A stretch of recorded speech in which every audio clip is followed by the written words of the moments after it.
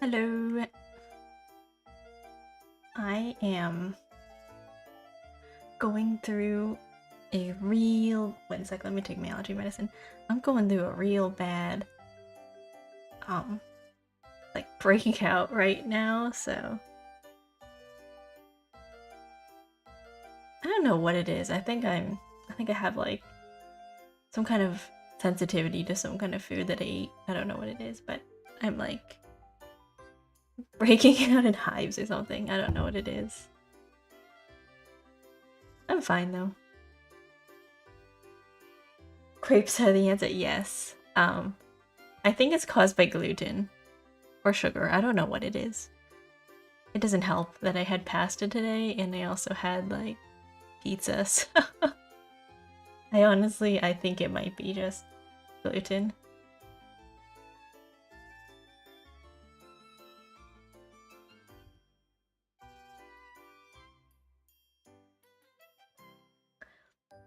Okay, I took my medication. I'm like the lactose intolerant version. The lactose intolerant version of gluten or whatever. It's not that I'm allergic, it's just I have a sensitivity to it. And it just... it makes me, like, break out in rashes. So, that's what I'm doing today. We're just vibing.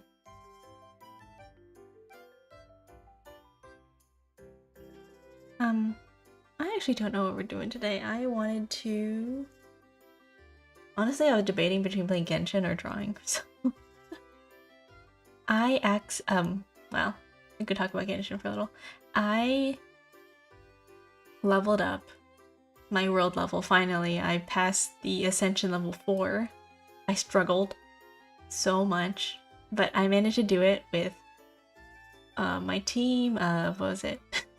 Zhongli carried, Furina, I think Bennett, and I want to say, I think it was Xingqiu. They carried me hard. That's my domain team if I ever struggle. Yeah, it's always just Zhongli. They're the only ones that are level 80 in my OP team. Also, other ones in my like level team are, I have Xiao, I have Official. I don't even know who else. I forgot.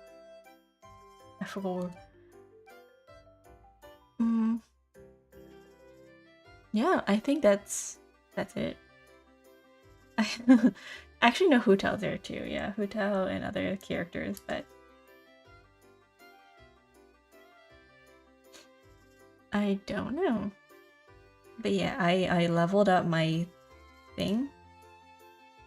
And it's very unfortunate. Or maybe fortunate, unfortunate, I don't know. But all the enemies are level 78 now, and I'm level 80, so I have been struggling on bosses. I'm like, oh boy, I should have just left it at world level 6. Now I'm at world level 7, and it's so bad. Because I don't have the materials to level everybody to level 90 in order to, like, get stronger.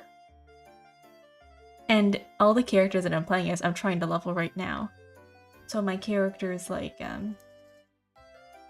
I like to call them my friendship teams. My teams that I'm trying to increase friendship levels. Because once somebody reaches friendship level 10, they've already been, like, maxed out to 80, and then I just retire them from the team, like, semi-permanently. But now that we... now that we're at their idol accumulation in Genshin? Like, experience? No. It's like, if you're in a party, right? If you're in a party, let's say, for example, I think your experience points is evened out between all 4 characters, I believe.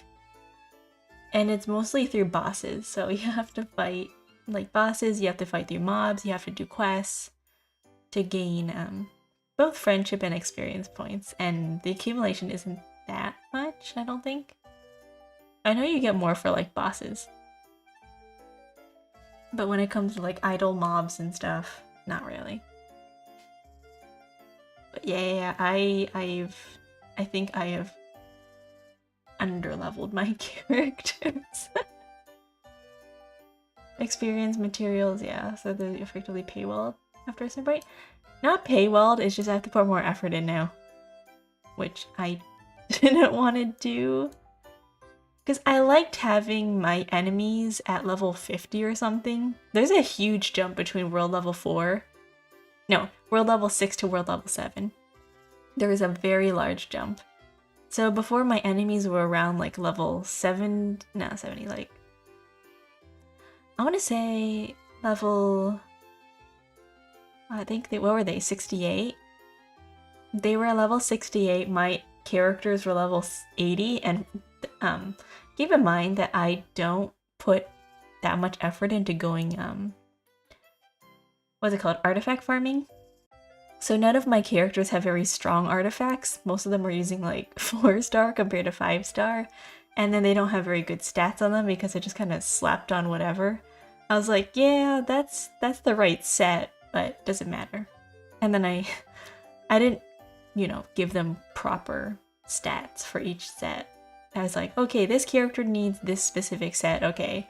Here you go. And then I just leveled it, and then like the stuff that's on those artifacts is like HP, attack, elemental mastery, and it's not like crit damage or crit raid and all that fancy stuff. So my characters definitely are not hitting as hard as they should be. And then I don't even roll for weapons either, so none of the characters have strong weapons. Everybody's using like a 4-star weapon. And the weapons aren't leveled either. The weapons are at like maybe 40, 50, when they should probably be at 80. So yeah, my characters are very weak. They might be at level 80, but yeah, they're missing a lot of things. They're missing proper artifacts, they're missing proper weapons, they're missing their talents. They're missing the proper talents. Overall, it's a struggle. I call it my struggle hours.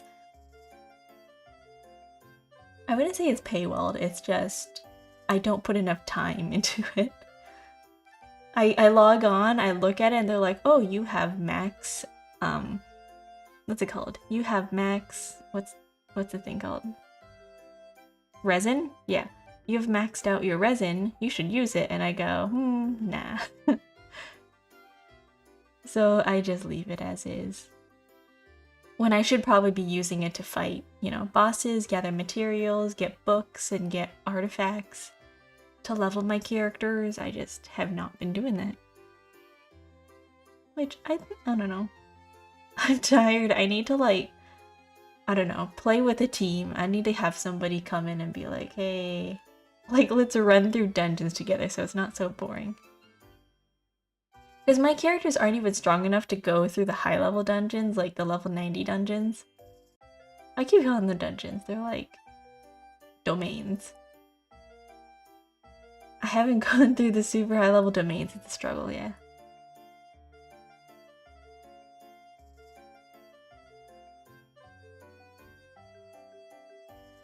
I kind of want...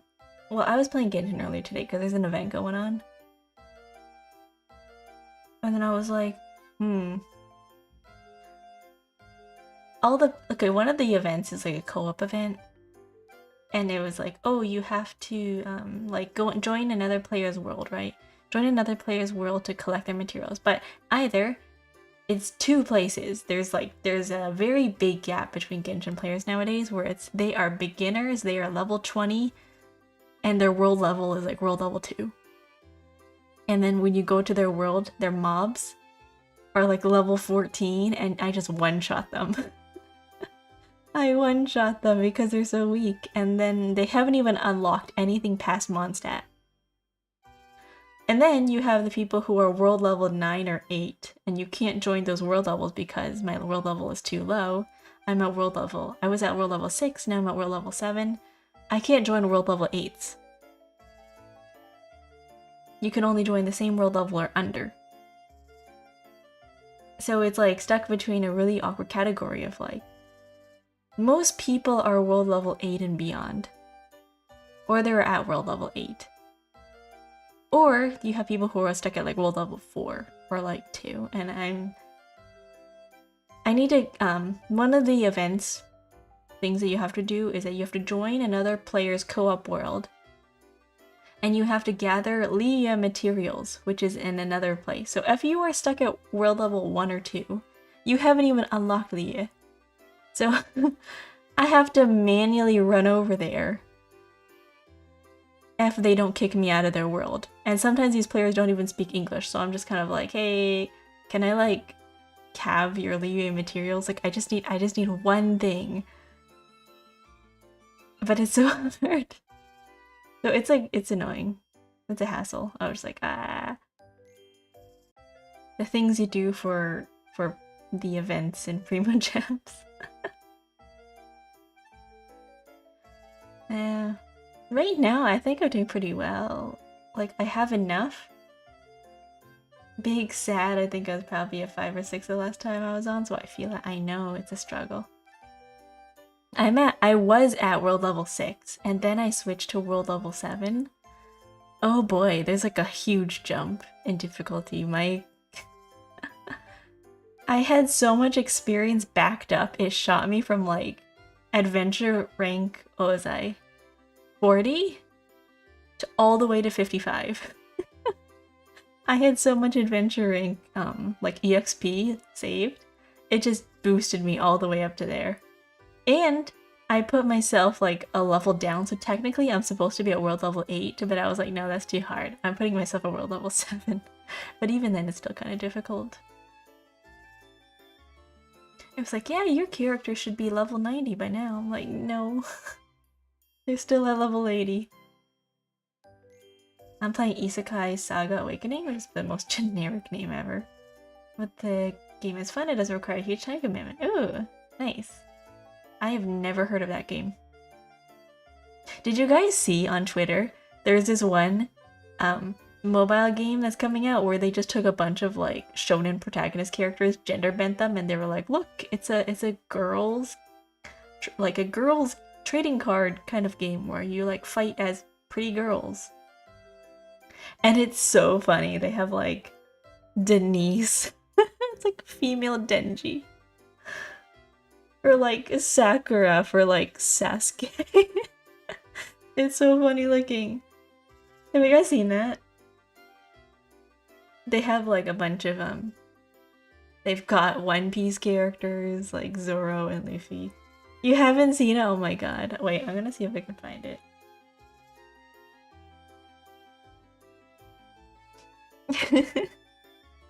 Like it literally is just 1-to-1.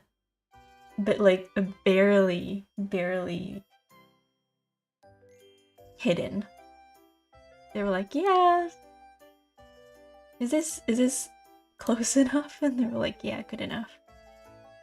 Let's see if I can find it. There's fun things happening online. Oh my god, I do not like this Twitter layout on mobile. No, mobile, desktop view. Desktop. Ugh.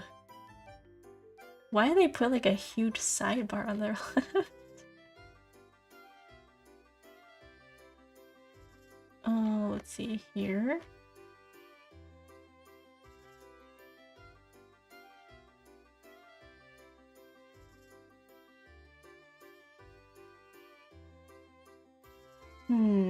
Wait. Oh.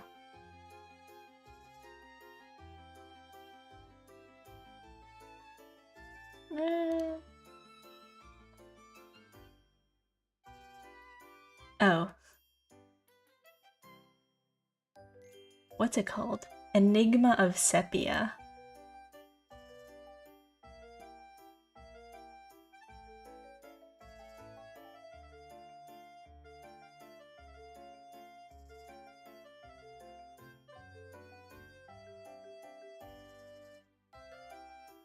Let's see here.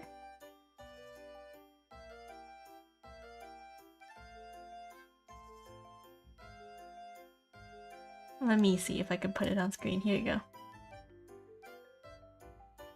go. Hello? Okay.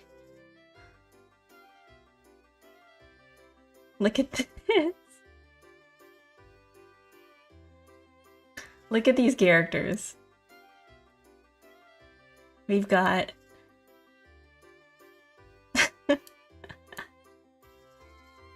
Oh my god, wait. We've got Satoria. Satoria. Oh my god, what are these? We've got Satoria. We have Cronin. Jojo. Like, I can't. The background is literally just Star Platinum. They're not even trying, it's just the hat. We've got Nora Zorana. Nora Zorana. There's more, there's so many characters. Satoria and Sylphira, which is obviously Sasuke. Oh my god, it's great. This is Denji, by the way. Denise.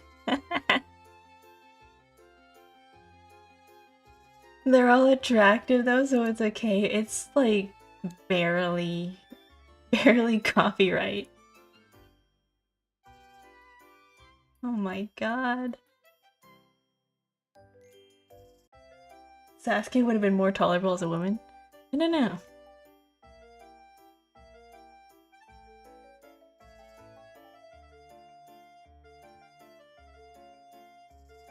I have not watched Naruto.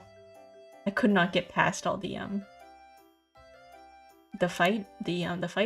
Oh my god. I'm just looking at these characters on their official page. Oh my god. There's one that's Deku. Oh boy. I should stop looking at it, it's so funny. Gender bent Denji.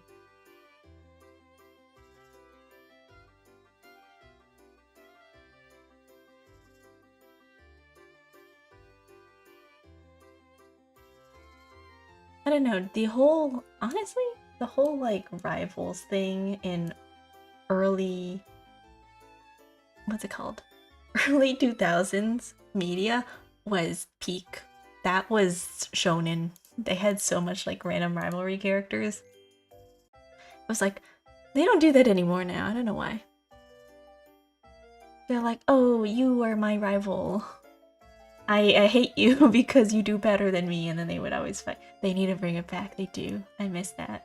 I miss that era of like just random rivalries, and then they would just have, especially with two male characters or something, and they would just have some kind of tension between them, and you're like, I don't know if they want to like kiss. Like they just hate each other so bad. I don't know if they want to kiss or not. I don't know if they want to kiss or if they just need to like punch it out or something. I miss that. The era of just rivals. I've also seen in a lot of Naruto and Sasuke have kissed, so true. Yeah.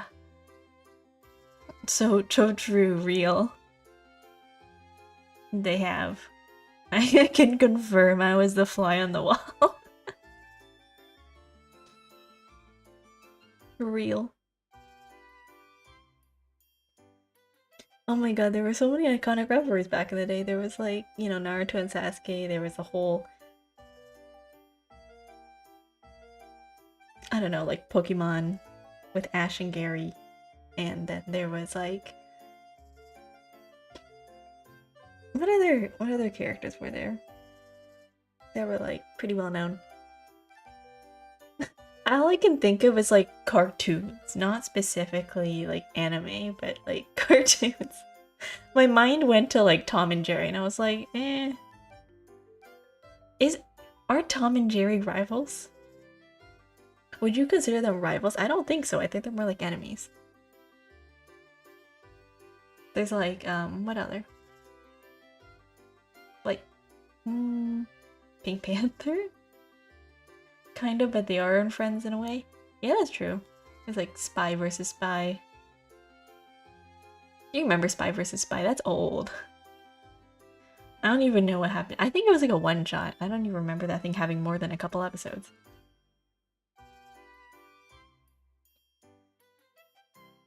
Yeah, they had that in a lot of media back then. I don't know why. Mad Comics. Ooh, yay.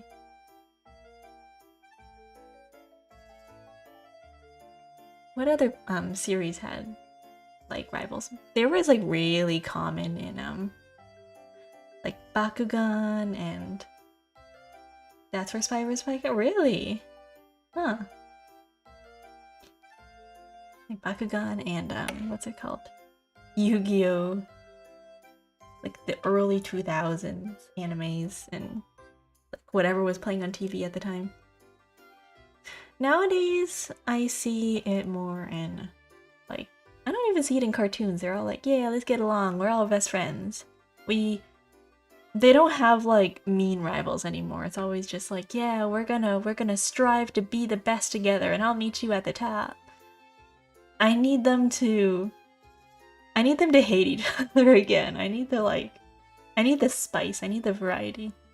They're kind of tame nowadays. They've lowered, what do you say? They've lowered the like hatred. Is no longer like, oh my god, I can't stand that guy. Just because, you know, nowadays it's like, oh, there's a misunderstanding. They said something to me a long time ago. I thought they were laughing at me, but really they weren't. And then I don't like them. But now that we've resolved our differences, I'm gonna beat you. And then if you beat me, haha, I'll do better next time kind of thing. Like, really? It doesn't hit the same. Like, I need that kind of, like, if you're gonna do it that way, at least have it like Haikyuu style or something. Or like Free, right? Sports anime style. Where either they're on the same team or they're on opposite teams and they're like, I am going to beat you.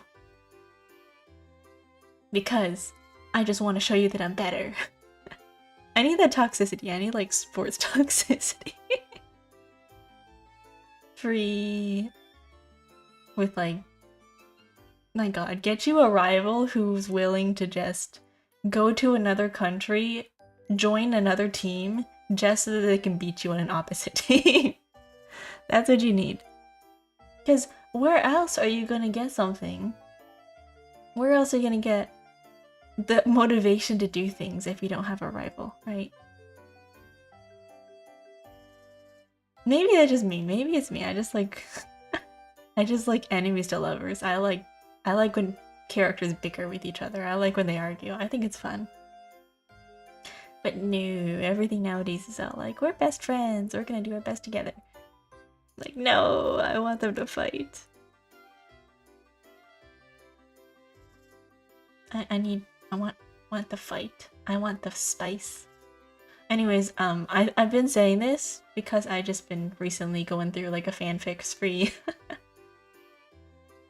Great stuff on there. I don't read by specific fandom, I read by tags. I'll be like, they're too busy making more isekais, exactly! I am this close. I am this close, you can't see it because my fingers aren't touching. I am this close. To like ending it with isekais because I cannot read another, oh no, I'm a banished villainess, I've been isekai'd into a villainess and I was exiled from my family. Oh no, I've been exiled from my party, my heroes guild party, and now I'm forced to suffer alone. Or I was betrayed by somebody and I was dropped into the middle of nowhere in a different country, and then suddenly the prince of the rival country is interested in me. Like, no! Like, I'm fine with those as long as they do it differently, but nowadays they all read the same. They need to do something different. Even if it's the opposite isekai version where it's like, oh, I was the whole, yeah, regressor stories, like, I was super, super powerful, and now I am back in the normal world, and now I must, I don't know, cope to survive, which I do have a personal problem with that genre because simply of how OP the MC is. Like, I don't like characters who are OP, I want them to struggle. You get to, like, solo leveling type power leveling when it comes to that, or you get characters who are like, I am the only person who is this strong. Oh no, save me, main character. Save me, main character. You are the only strongest person who could possibly defeat this boss. And then main character steps in, and then the character has like some kind of magical power up, and then the boss is like, haha, you think that's strong? And then they beat the main character, and then the main character comes back from the brink of death with the power of friendship or whatever, or some kind of secret hidden move. And they're like, no, I'm stronger, ha, I win. And then they beat them. And it's like, no. What's with this? That's how every single chapter goes. It just keeps going. You're like, they spend 4 chapters on each thing. It's like, oh no, they're losing. Never mind, they're winning. I call that the Dragon Ball. The Dragon Ball series. Just, oh no, my power level isn't strong enough. Oh no, I'm gonna become Super Saiyan, and then I'm gonna go Super Saiyan. And then the other person goes, oh, I'm gonna charge, I'm gonna level up. Ooh, Super Saiyan. This is my special move. They spend so long doing that monologue. You think you're strong? No. I'm stronger. It's like 5 minutes of that. That's why I just never watched Dragon Ball Z. I'm like, okay. If they cut out all those parts and it was just solely like fighting, I'd be fine. But the fact that they spend so long just straight up, I don't know, powering up is kind of... why? And then the other gets even stronger. Exactly! They just fight for a little bit and then they power up and then they go, no, I'm stronger. And then they like keep powering up. Yeah, when people tell me that they're like, oh, Dragon Ball's so peak, I'm like, okay, so you like boring animes, got it. Like, you like animes, but they don't do anything. Like, you shut your brain off. You shut your brain off when you watch Dragon Ball Z. Could you tell me what happens in each episode? Like, it's the same level as a sitcom for you, I guess. Nothing happens. Yes, character A fights character B. And then next episode, character A still fighting character B. Powering up, it got very boring super fast. It did. Power leveling over and over and over until someone gets double teamed and loses. Exactly, their friend shows up. That's why a lot of isekais are trying to turn out that way. Like, I liked it when they did something interesting with it. Like, I know, what was it called? Power of Gluttony? Was that what it's called? I level up by overeating, something like that. Gluttony, Berserk. Those were interesting because I think they were one of the first of its kind to come out with, like, you know, underdog, weak, noob, level 1 hero, and then they eventually level up, and then they struggle for a little bit, and then they get strong, and they get stronger and stronger and stronger. That's fine. I mean, at some point it gets a little bit old where you're like, okay, this person's clearly broken.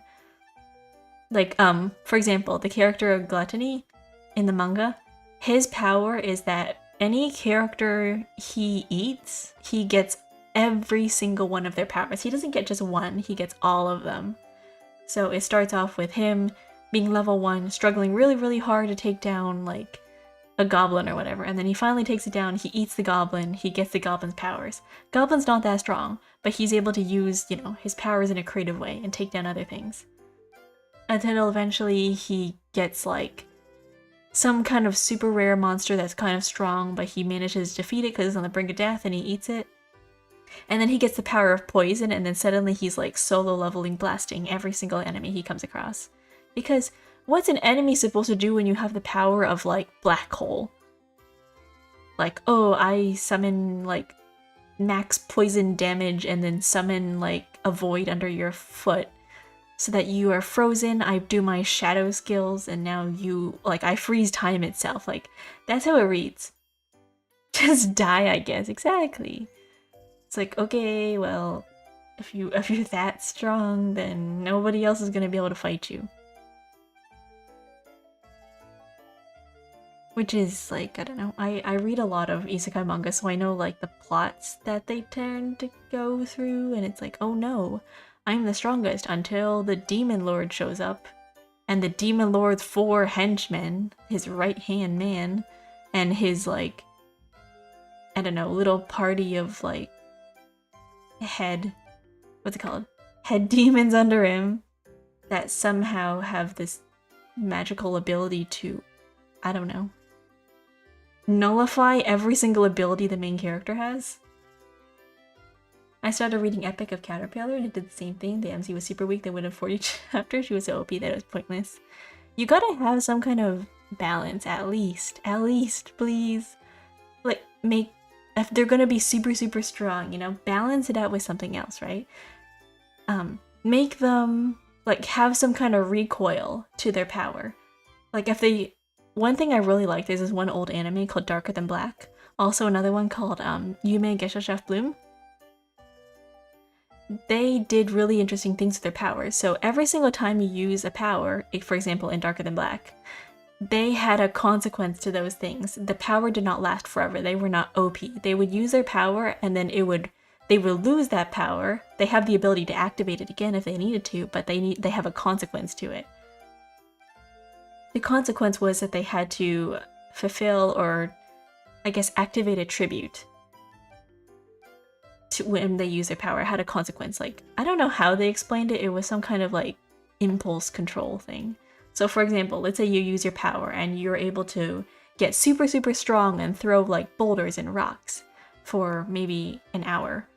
And then afterwards you have to compensate by the duration that you used it for. You used it for an hour, so now you have to eat like 24 eggs. Like, you have to eat 24 hard-boiled eggs as a consequence of becoming super, super strong for an hour. So the ability users in Darker Than Black would try to use their powers in more creative ways. So they would use it for shorter amounts of time in ways that mattered, because they knew that the longer they use their powers, like, the more they would have to, you know, do their consequence. So one of the characters, like, the thing was, I think they called it vices, I don't remember. One of the characters was, I think they had the power of, what was it? Like, accuracy or something, and then their consequences, like, they had to smoke a lot.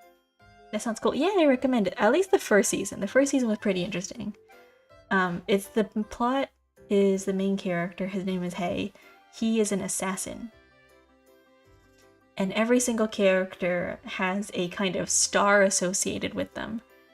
Because I don't even know what the point of that story was. They were like, somehow these random people gain powers, and then they're all associated with a specific star in the sky.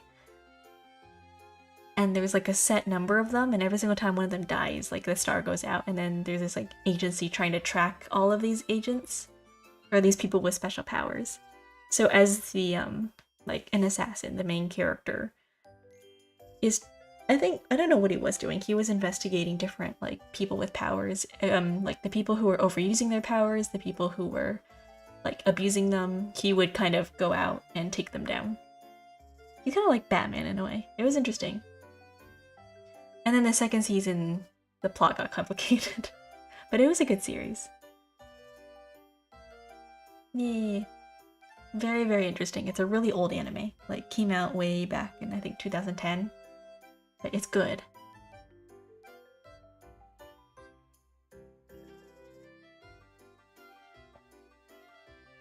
And then in Yume Geisha Chef Bloom, the main character is... It takes place in, like, a traditional RPG kind of style, but imagine, like, RPG, but if it was real. So his character is the power of, his power is based off the power of friendship, essentially. So every single person that's in his party, when they die, he gains their levels, and he's able to use his abilities according to his level. So he is permanently stuck at level 1. But for the duration of whenever he's in a party, whenever a character dies, he gains their levels. And that's just the basis of his ability. So he kind of just goes through either he kills them himself, or he lets his teammates die on purpose because that's the only way he can take down enemies. And it's actually really, like, I guess sad in a way because, like, these characters, they show their lives outside of it. They're like, oh, this character has hopes and dreams. This character has a family. This character has a daughter and stuff like that. And then the main character is like, ooh, yeah, you have to die. Because otherwise, if they don't, if he's not strong enough to overcome the level difference when it comes to defeating like the enemies, the demons, then that risk like is the cost of, you know, the greater good. Like, would you sacrifice, I don't know, 3 people versus like a whole town? So that's the kind of dilemma that he goes through. It's a really, really interesting concept. But yeah, they kill off a lot of characters in that manga. It's a horror manga. Well, psychological horror. The psychological horror part is just the main character's internal trauma. It's just straight up angst. Yeah, I talk about that manga all the time. It's like really, really good. I love it. I need to finish it though. I think it was discontinued. I don't remember. The art style's so nice. I would trigger warning, I guess, for that manga. There's a lot of gore. Like, the characters' powers, all the side characters' powers are very, very interesting. They're very, very unique. Like, one of them has like a spore mushroom power. One of them has like a power to do with like snot. It's interesting. All the stories they ever write, so many people die, sadly. I mean, it's fantasy. Or, you know, it's a story, it's fiction. You can play with as many ideas as you want there.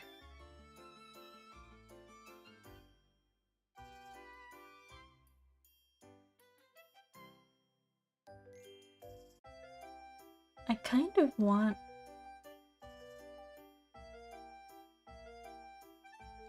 Chick sad stories always wonder me. Do you prefer stories with like a happy ending or with like a sad ending?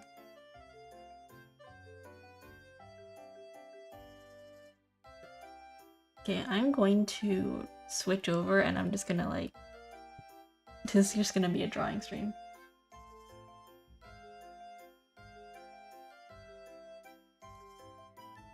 Why on earth? What happened?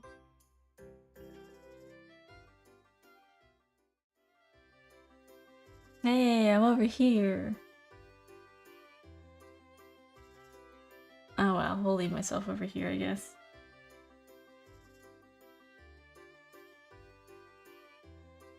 I like both, but with more angst along the way, the better? Really? I mean, I do like Wump. Like... Oh shoot, my table's over there. Hold up, let me move it over here. Where'd my drawing tablet go? Here we go. Yippee! I guess we're over here now.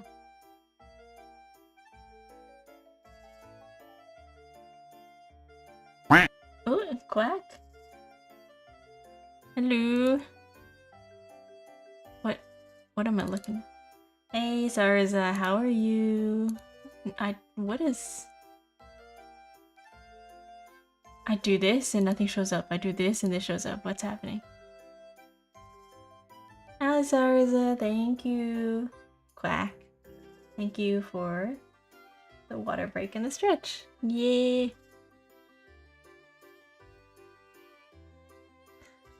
I'm just working on emotes. Let me zoom in so that we're not just staring at a tiny little thing. How do people do this? How do people do this? Do they like pop out?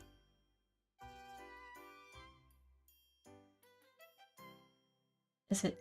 Oh. Huh. Hold up. Huh. Uh-oh. It depends. I learned more sad because all the happies beforehand. It's kind of bittersweet. Yeah. I like happy endings though. Where did my window go? Oh, there we go. Ah, okay. Yeah. Hold up. Kind of huge. Am I talking about the activity panel or the mod view? The page view? The page view, this thing? I just wanna have my art solely. Hold it. I guess I'll put you here. Never mind, but it doesn't fit. We'll be cropped. It'll be fine. The window catcher, yeah. Okay. I'm so small down here. Wow.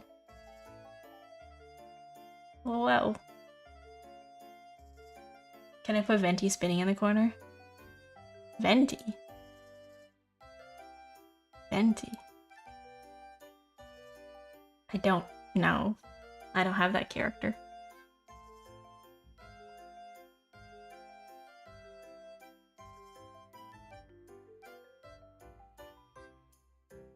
It's kind of interesting. Like if I do this. Oh, interesting. Okay, yeah, I can do this. I can like spin. Anyways, I've been trying to come up with like emote ideas. I've just been sketching random ideas. This is unacceptable stream. I don't know like what you're talking about.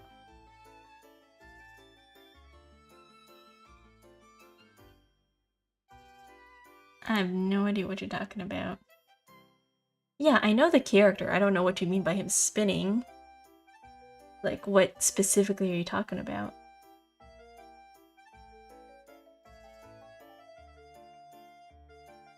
Google Venti spinning?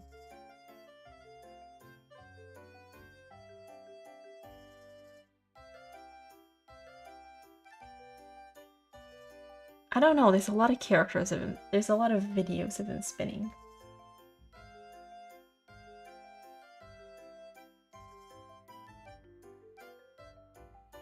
I don't know which one you're talking about. There's a lot of them.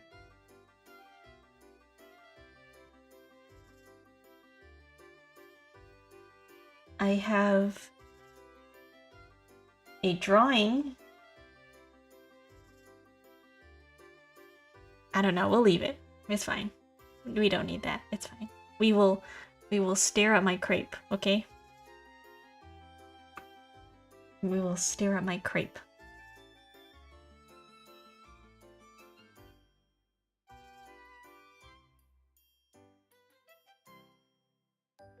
Wow. Let me crop this.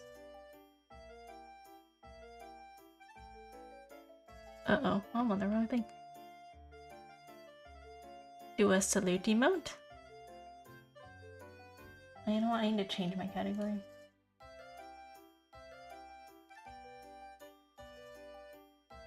Salute.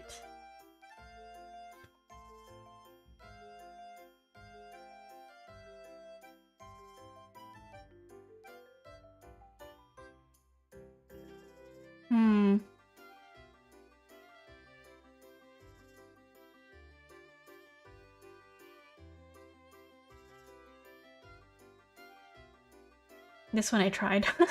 I tried doing like the with the Megamind like Vine Boom meme.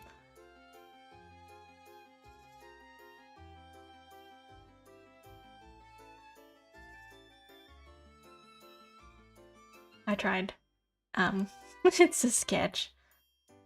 Let's see here. What layer am I on? This layer.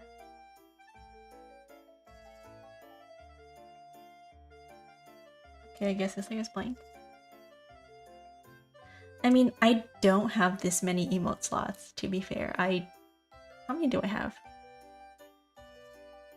I have like 6. I think 6. I have 6 emote slots. I don't even have space for all of these. I have limited count. Viewer rewards, emotes. I have 3 out of 5 standard. No. Oh, I do. I have 3. No. Huh? 2 open slots for free. 2 free emotes. 1 free tier 1. 6 animated emotes. A bonus 2 animated emotes. So in total, that's like 8. 8 animated emotes. 1 standard tier 2 and 1 standard tier 3. As well as bits tier emotes. So like if people redeem emotes for like bits, they can unlock that too. So I have 1k bits, 5k, and 10k. For people have that many bits. There are 2 people who have access to the 1k bits. As well as, you know, the whole bit badges. So, I don't know. I have a little bit too many emotes to fit my current slot amount. So what I might do is that I'll probably put these on BTTV. Like, I'll put a couple of, like, some of these I'm thinking of making free. Like, I know right now the ones we have free is... What do we got? Dead, Peak, they're over here at the top.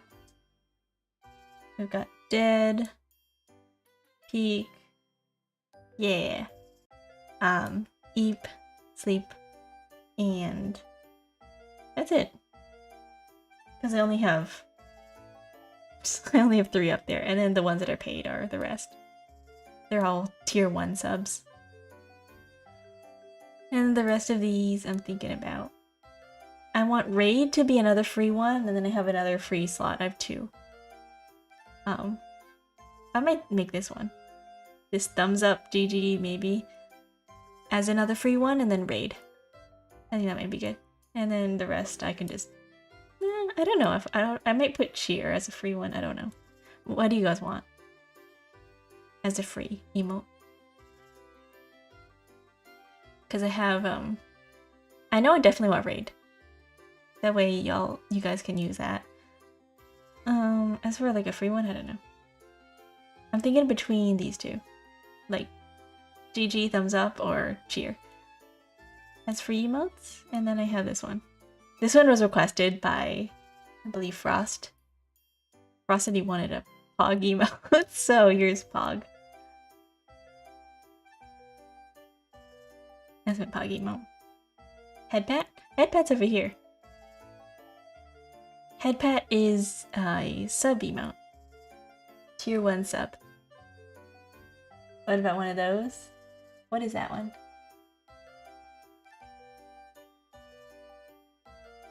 Oh, a cheer. Yeah, cheer, right here. This is a cheer emote. This one's cheer. You can't really see it because it's like blocked by a bunch of stuff, but here. Like that. So I was thinking about either cheer or thumbs up.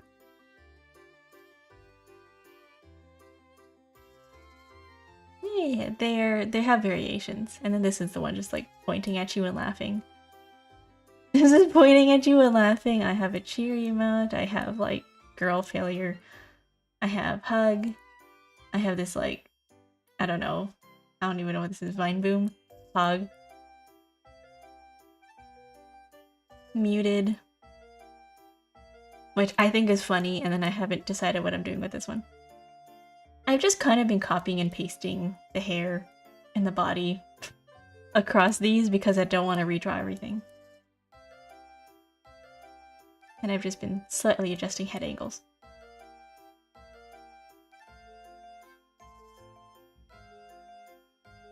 But for now we have what? 1, 2, 3, 4, 5, 6, 7, 8, 9, 10, 11, 12, 13, 14, 15, 16. About 16 in total. I wanted to ask, like my community, I wanted to ask you guys if there was any that you wanted to see. Instead of me just making a bunch of these and being like, well, I don't know if you guys are going to use them or if like you wanted those. Or like what you think about the current ones. Like, do you like them? Would you use them? Stuff like that. Tips. Eyebrows. Oh, credit card. Ah. Yeah, the animated emotes. I have 2 animated emotes I've been working on. One of them is basically... Where's my pen? Where is my color?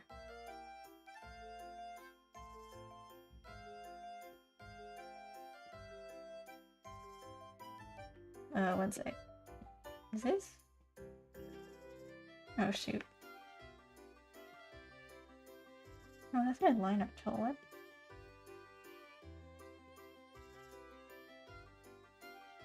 I'm trying to figure out what my pen was. I have this one. Like, I kind of want to do like a bongo cat meme where it's like the whole like. This is gonna be really scuffed because I'm drawing this fast. Like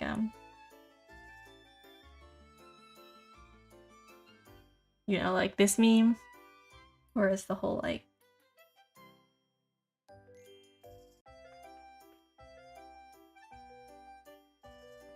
Like that, where the hands kind of go like that,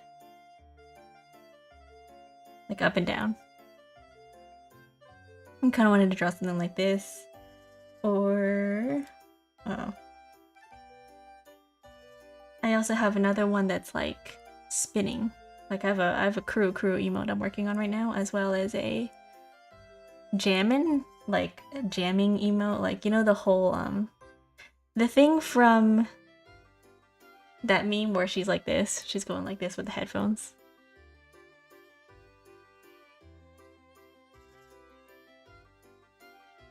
The current ones are free.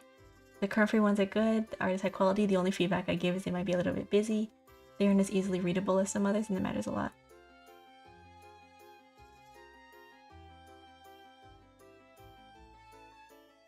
Yeah. Yeah, they don't have a, well, first of all, my colors are very light. Like, there's not a lot of contrast between her face and her skin color. I probably could do, like, a darker shadow, or what's it called? A darker line art?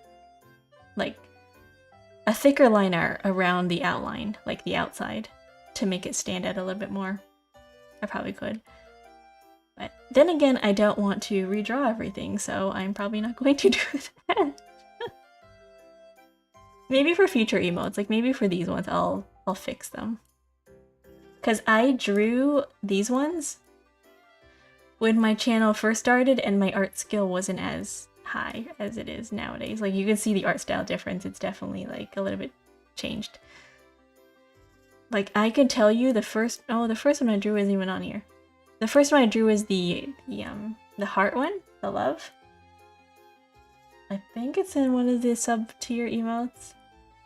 That one was one of my first emotes. The second one I drew was this one. Third was maybe this one. Fourth is this one. I've updated a couple to like fix their faces because they were kind of odd looking. And then I drew this one, and then I drew this one, and then I drew peak. I need to fix this one, and then I drew this one. So you can see the order in which I drew things. Definitely things have changed.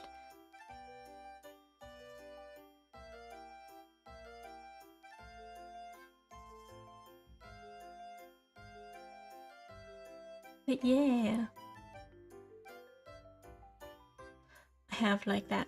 I want to work on like live 2D kind of emotes. Like, another one I want to do is the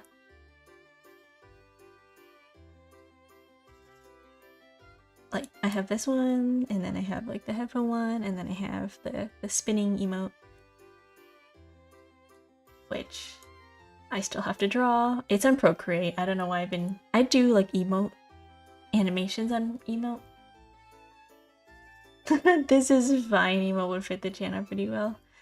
This is fine. I wonder how that would look. I wonder. How would that look?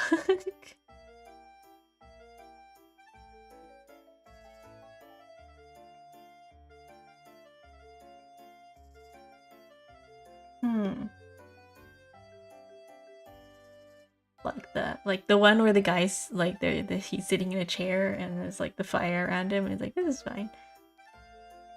I don't know. I want to create stuff that's like unique. Like, yeah, that's hard to do on an emote. There's a lot of details. I mean, I guess I could do something like this.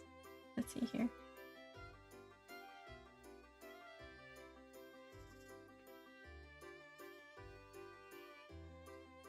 Fair, no artist, so you do you. I can try.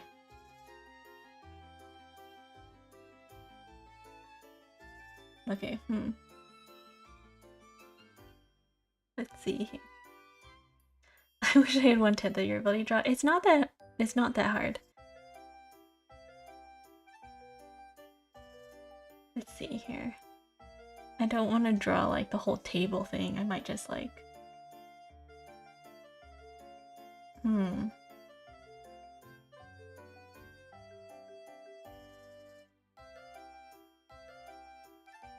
see here, I could probably like front face it maybe and do the whole, you know.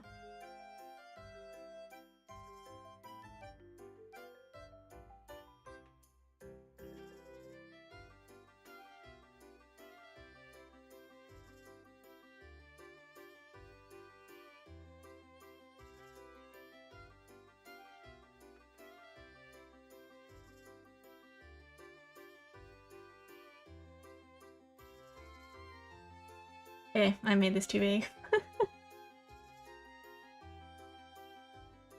Let's see here, and then I can...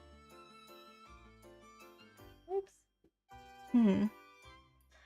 I mean, it's not that difficult. I think it's just a matter of practicing and like learning.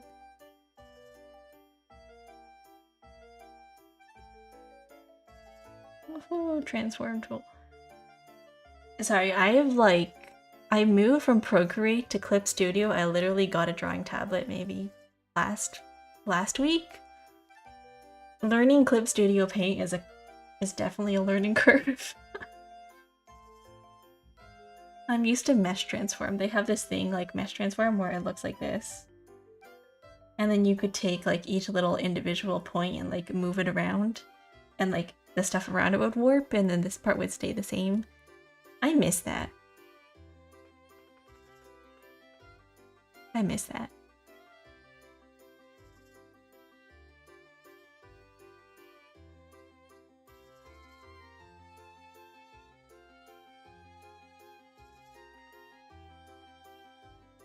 I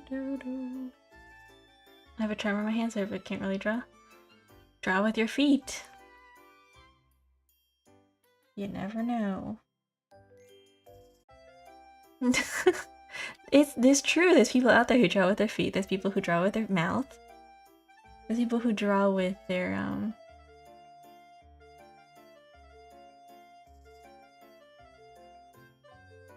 There's people who draw with their yeah, their mouth. They tape pens to their face.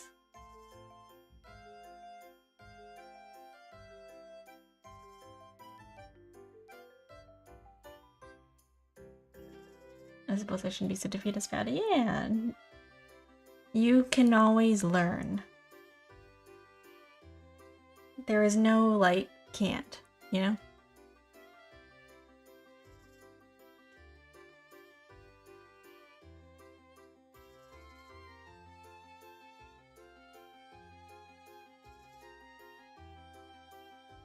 Like, if you want to do something, you should just do it.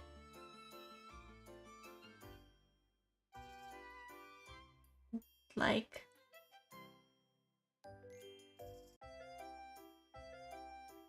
Man, I miss Procreate's default round tool.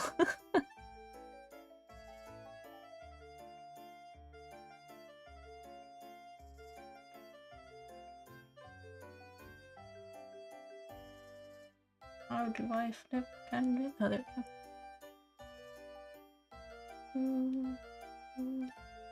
we go. You know what, I'm just gonna draw this really, really quick, like...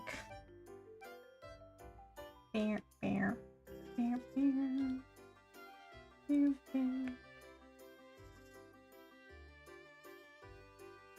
It's gonna be scuff. Bear, bear. Bear, bear.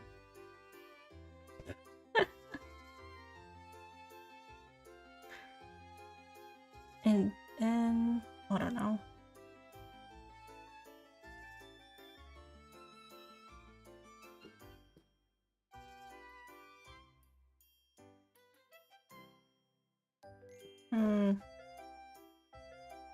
Nah.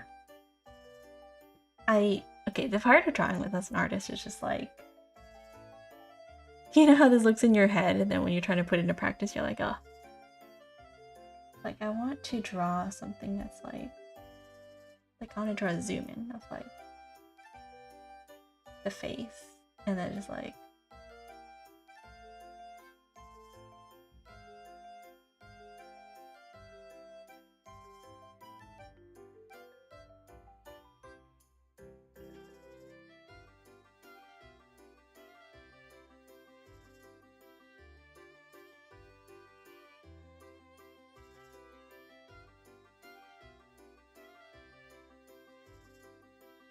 that.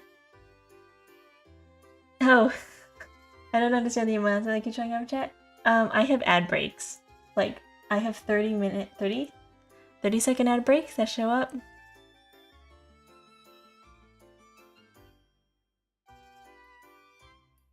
They show up every half an hour, I believe. They're kind of annoying, but that's the least amount of ads I can get in my channel. Yeah, turbo. So, if you don't, because you have turbo, you don't see the ads, but other people do. So it's just a notification for people in chat to let them know that, you know, there was ads. They're back if they wanted to, you know, skip away from the video and then come back later when the ads stop showing. Yeah, it's just a way of just both letting me know that there was an ad because they've run so frequently. I don't know if I should change it. Like, would you guys prefer no pre-rolls? Who knows? I guess in a way that kind of looks like a sip emote.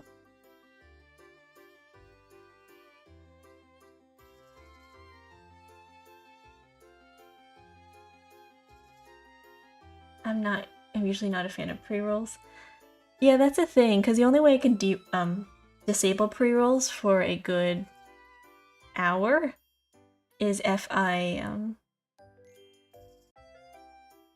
run a 3-minute ad every hour, which is like another annoying thing of its own, you know? This looks like I'm drawing with the crepe.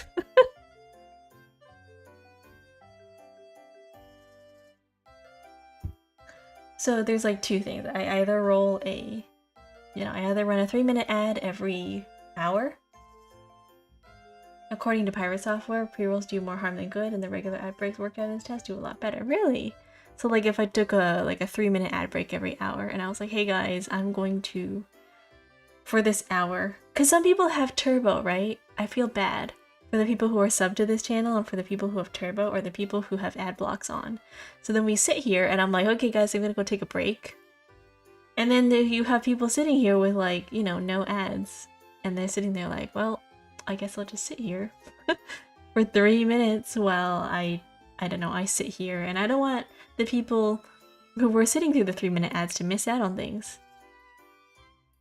Then I also feel like I'm not doing anything when I leave for 3 minutes. for the people who, you know, paid to sit or to skip the ads, right? There's no content going on. I can still chat too, but just pause gameplay or main activity, and most people will be fine with it. Oh, okay.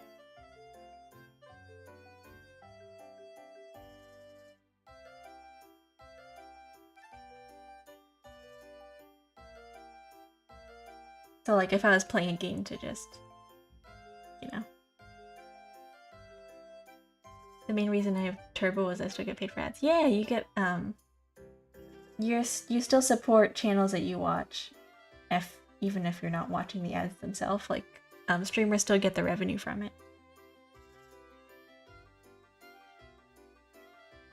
Which is nice. I think, remember, I believe they said a long time ago, they were like, oh, Twitch wants to get rid of Turbo because not very many people use Turbo.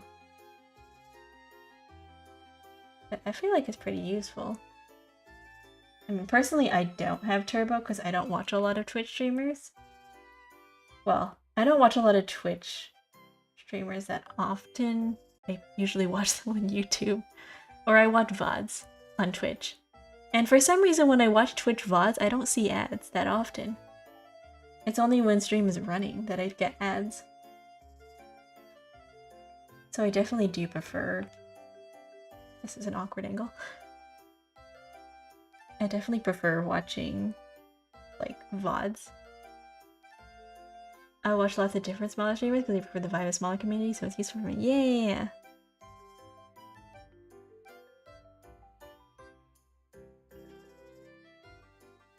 I miss my warping tool.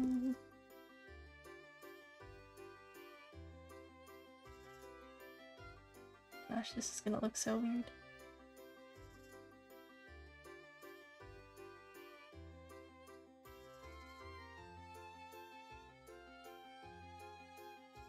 I like VODs a lot, but they often get muted for portions and it's super annoying. Oh yeah, that's true. To prevent that, I would recommend putting your audio that could potentially get muted on a separate channel. So for example, if I were to play music right now, which I'm not, I don't know why I don't, I usually listen to music on my own end, but if I were to put it on stream, right? If I were to put it on stream, it would be on a separate channel. So audio that's not going on stream, it plays on the video, like stream itself, but it doesn't get saved on the VOD. That prevents it from portions of your audio getting muted.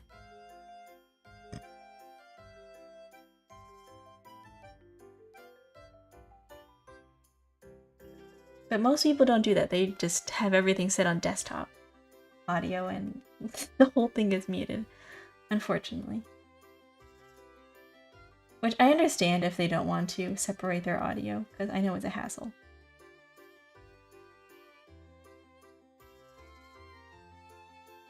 This is how my emote sketches look. Scuffed.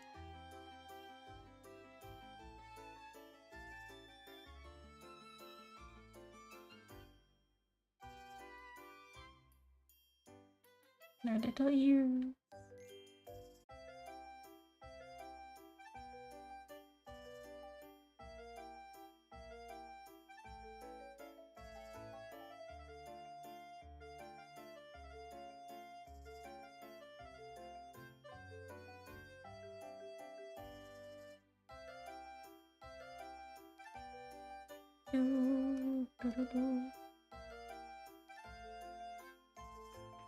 Which is why I always tell people, like, separate your audio.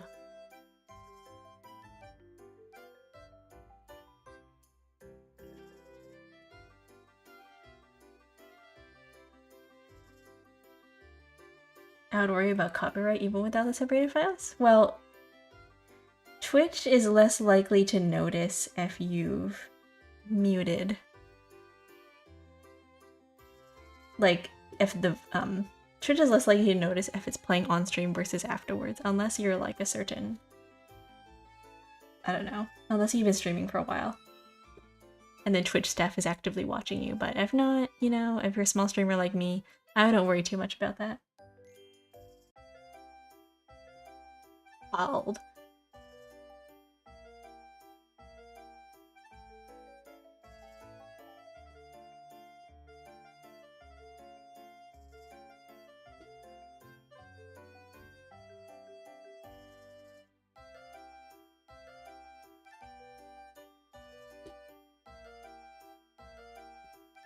Oh.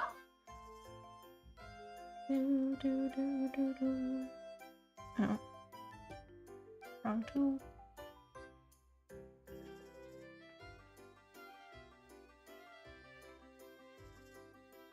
I might make this larger.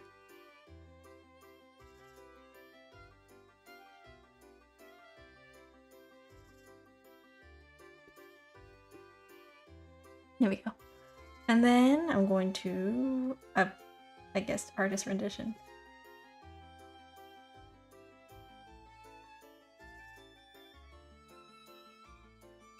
Like that in the background. Whatever. Fire.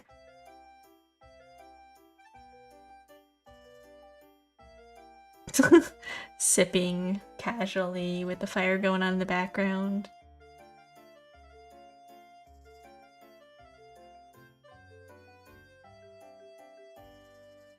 Yeah, this is fine, yeah.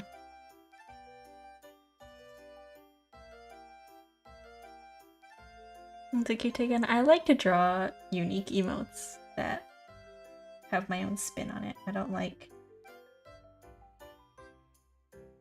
drawing something that a lot of things have been done before.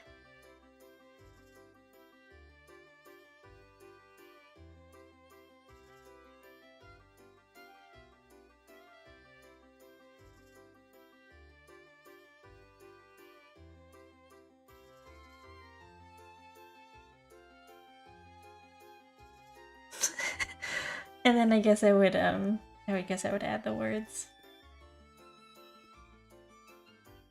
Like, I would have to add text or something on top of it, like.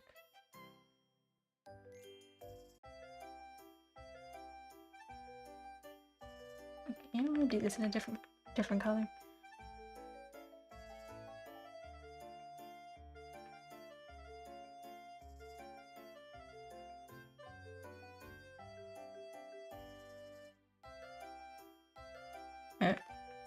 Too big.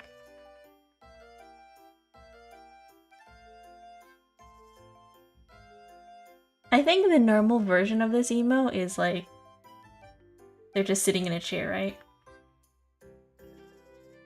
Just like looking like the horrors.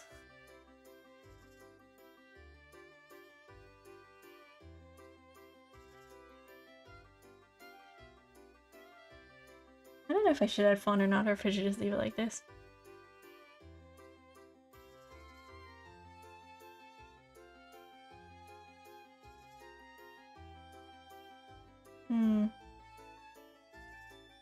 The dog in a chair with a little hat, yeah. Looking defeated, but I like this stick better, yeah. I like it. It looks like, it reminds me of the meme where Kermit's like sipping. You know the meme where Kermit's just like sipping on a wine glass and he's like, that's none of our business.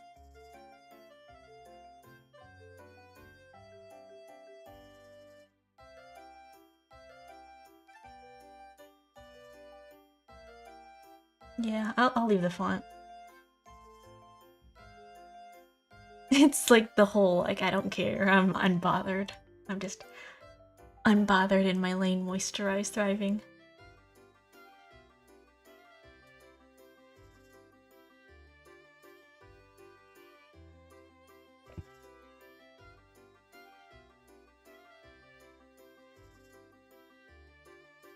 That was supposed to be your not trying to take credit? Listen. Unbothered. Moisturized. In my lane. Thriving.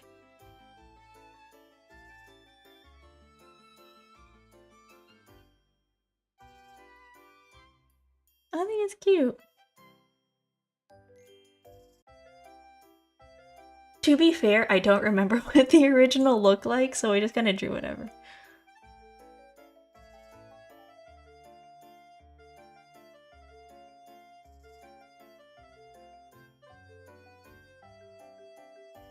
Genuinely, I don't remember what this is fine. Like, I know in my mind it looks like the dog sitting in a chair or something. I don't remember what it looked like supposed to be.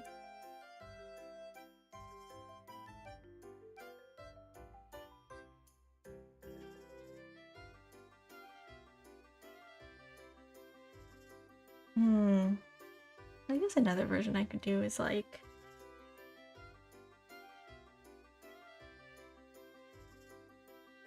I don't know. I have two versions of this I have in my mind right now. I have like... let's see here. How do I do this? I have like... I'll just reuse this. Like the whole... I guess yandere? Yandere? What? Wrong color.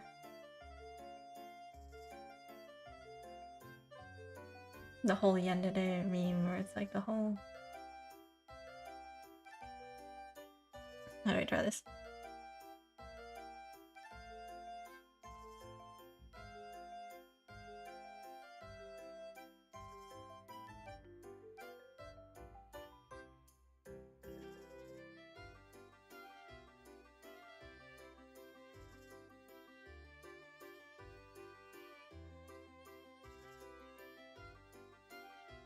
I can't draw faces.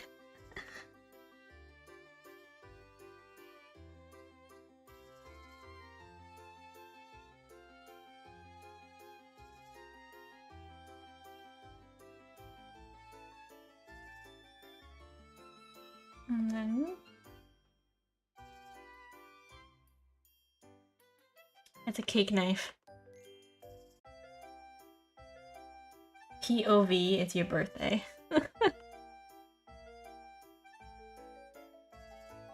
How do I draw a knife? I don't know.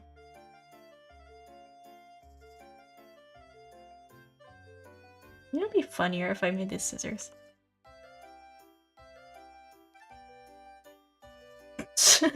Happy birthday.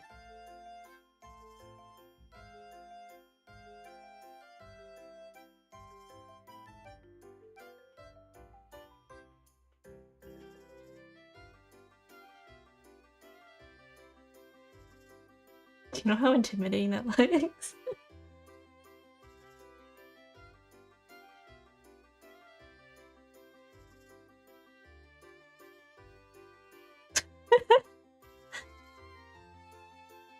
Vasectomy time.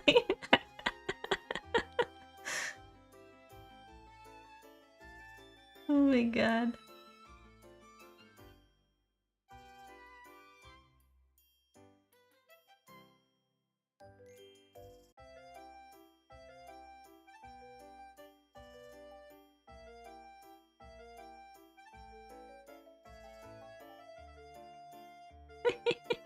No, I'm not gonna do that. What even emotion is this supposed to convey? I name it like vasectomy time.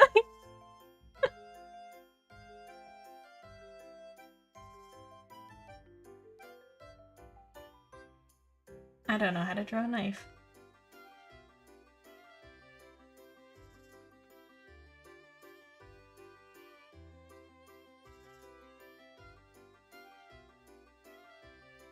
We'll pretend that's a knife. And the whole, like... where is it?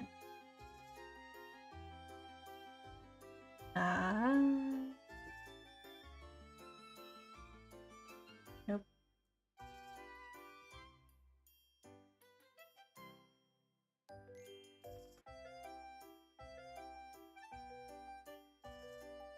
Like, yonder kind of face. I am realizing the color difference between my screen and this drawing tablet is very different. Wow. Like, it looks so reddish toned on my screen, and then I look up and it's like gray.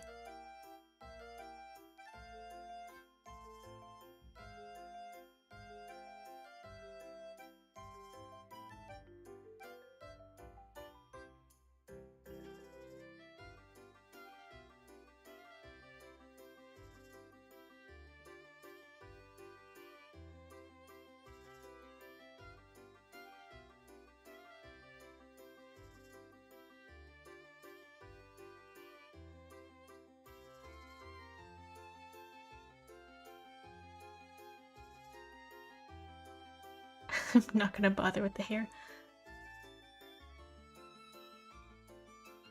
There.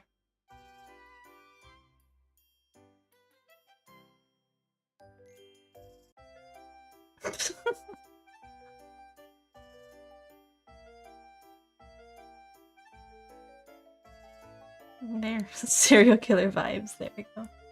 I don't know. I'm just drawing, like, emote ideas, because I'm not really sure.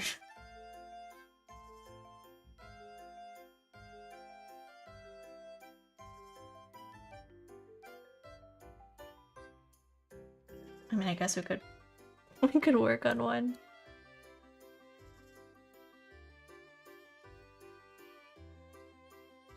I'm gonna just keep doing sketches. What else? What other kind of emotes do you guys want to see? I know I've definitely seen some with, like, where's my mouse?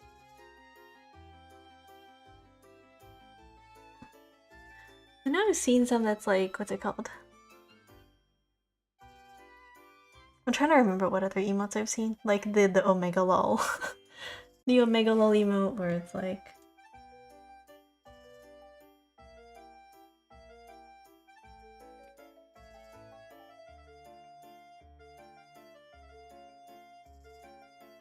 Okay, what?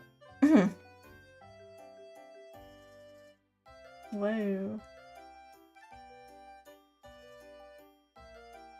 Is there anything on this tab? Why do I just have a blank canvas? I have too many tabs open. Everything's on a separate tab. Not tab, layer. I have too many layers open. I'm confused. Kind of want to draw a... What's it called?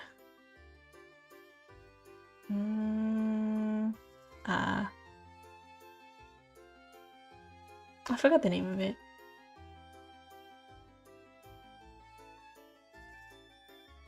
Oh my god, I forgot what I was gonna do. I forgot my... Oh.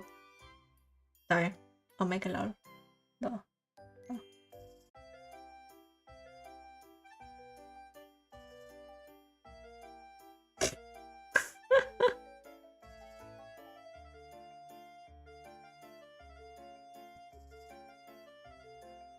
I am an artiste.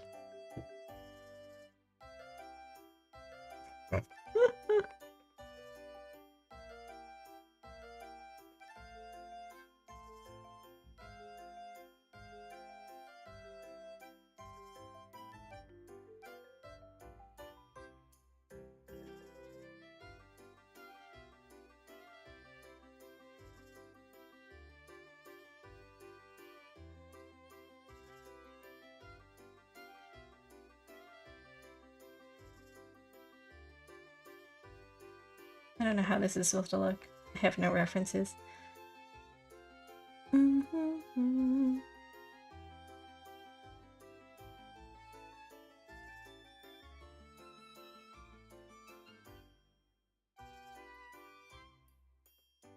Is it? What is this?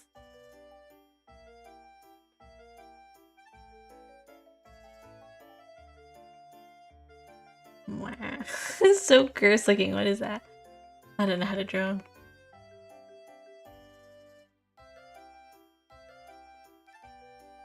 Maybe it's better if I just draw this. Circle, and then...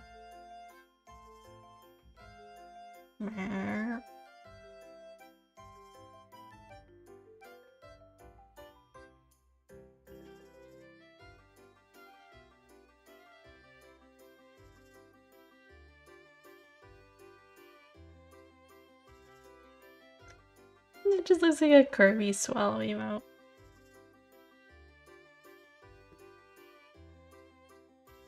Oh yeah, that's kind of cursed looking.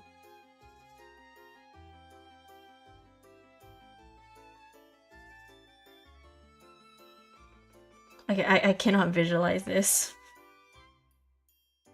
I have to look up what pog emotes look like. I don't know. Not pocket modes. Omega lols. Because all my brain wants to do is just like... blah. And the next version of this would just be...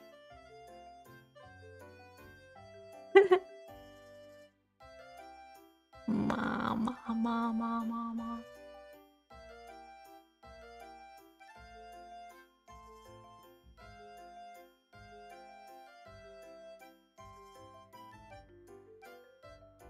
I'm just looking at these, just like, huh.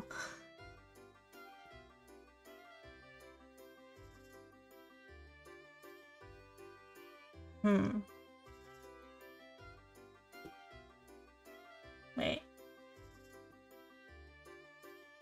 If I just draw a normal face.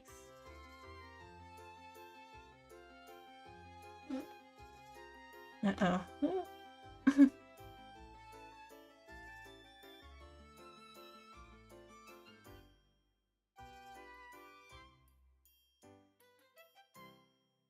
This.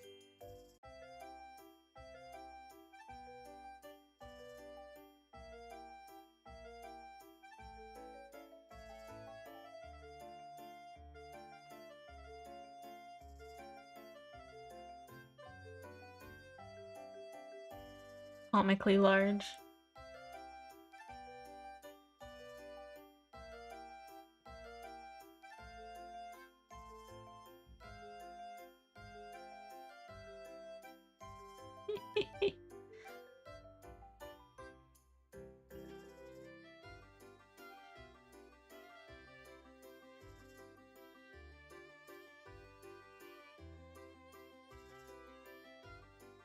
I want this, like, his mouth to just be so large it's coming off the page.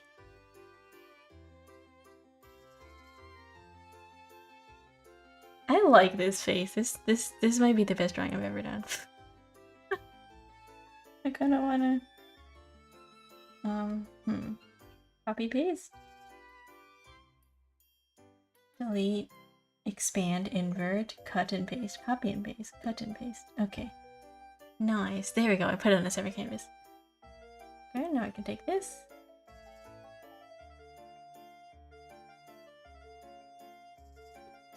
You know, this reminds me of the whole, like...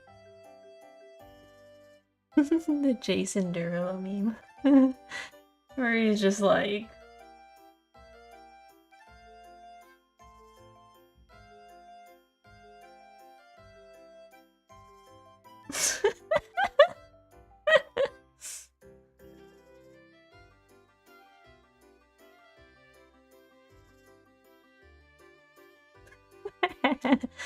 the Jason Derulo meme where he's just like... Not Jason Derulo, what's his name? Tobey Maguire? I don't know. The whistle meme!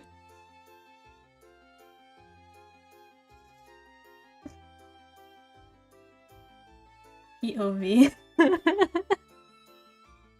POV. You, you... Those are two very different people. What's his name? I'm not very good with celebrity names. Jason Derulo, Tobey Maguire, Scott. What's his name? Josh Hutcherson. Josh Hutcherson. Yeah, Josh Hutcherson. Who is Tobey Maguire?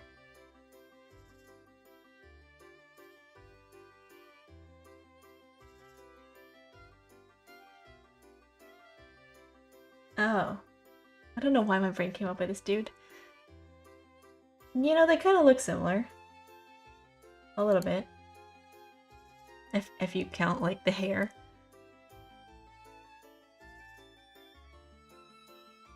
My god, this image looks so cursed. I don't know what to do with it.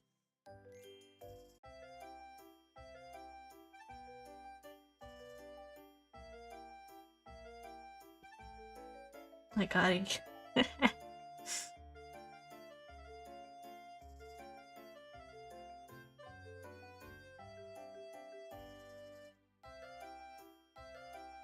Oopsies.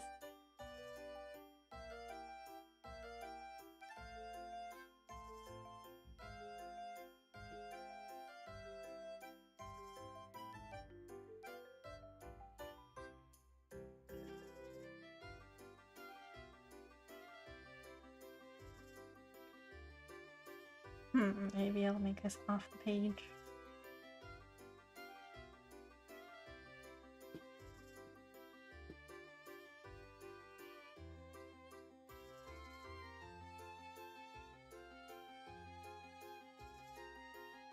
I'm real bad at remembering celebrities.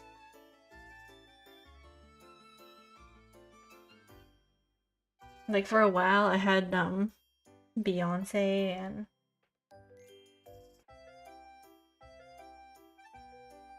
who's that other like Rihanna? I thought Beyonce and Rihanna's songs were the same person.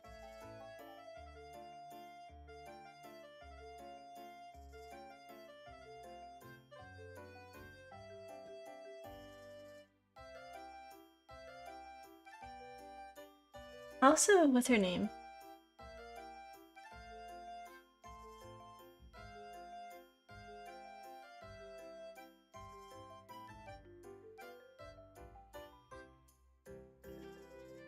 What's her name? Oh boy. Shakira. I don't think Shakira's related to Beyonce. But they have very similar music. In my mind. Depends on the song. But for a while...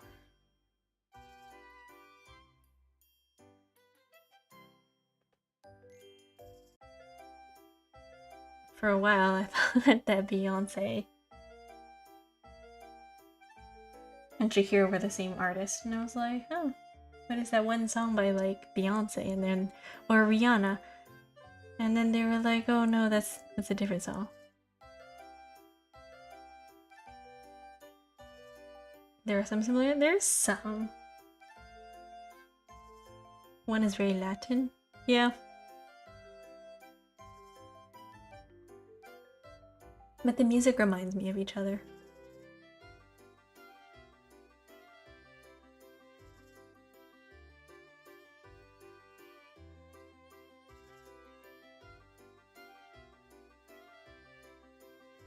I will work on this email later. I don't know what that looks like.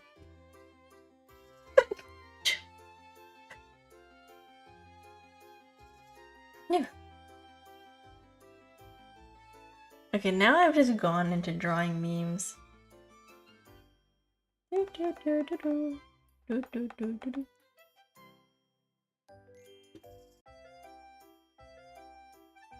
Well, we'll put my where are you? I'll put my scuff emote somewhere.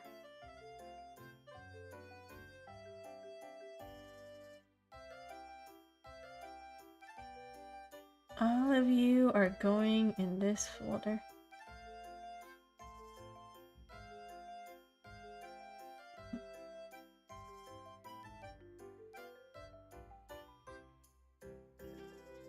Okay.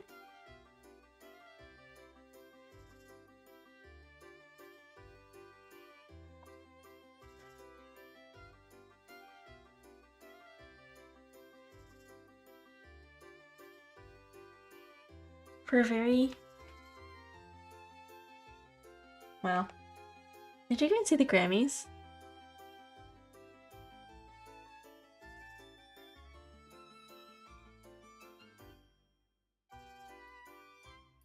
What's her name? I think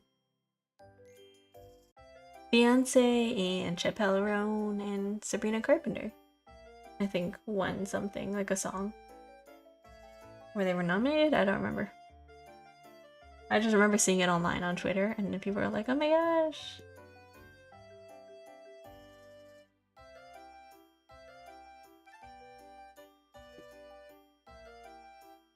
Like, oh my gosh, so-and-so won. I saw about it on social media, but I don't watch award stuff anymore. That's true. don't see a lot of award stuff, but I see like people talk about it, like the whole. I saw somebody turning Beyonce's reaction of when she was nominated. They were like, "Oh, you were nominated," and she had like a meme like reaction. She kind of like became the SpongeBob meme. You know, like caveman SpongeBob, where he's like, "Ooh," with arms. That's how she reacted.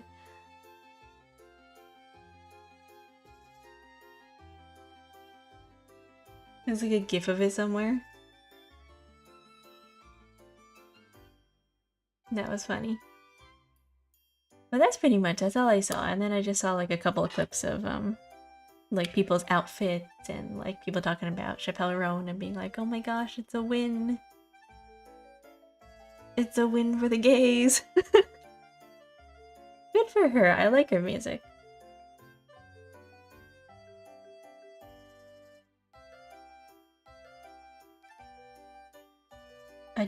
I love this drawing that I did, but I don't know what I'm gonna do with it.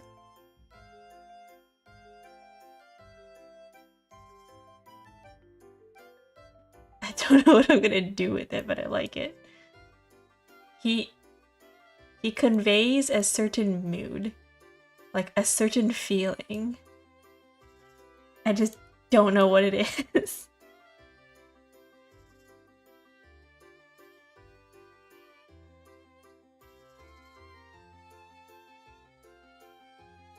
It's a very specific feeling.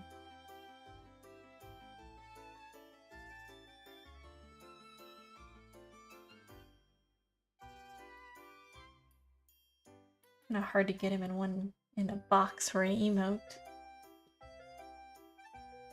Zoom out. Yeah, I guess I could. Then again, what would I use this emote for? What am I trying to convey here? I don't know.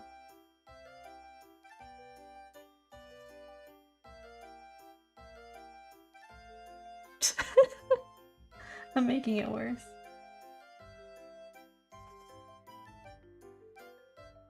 Strong and relaxed, yeah.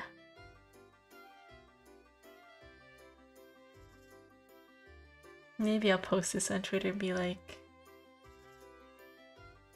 do whatever you want with him.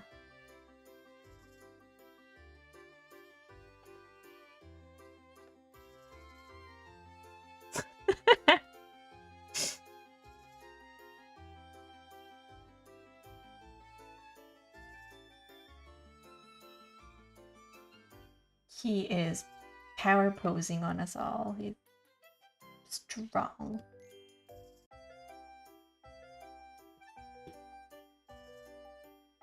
What?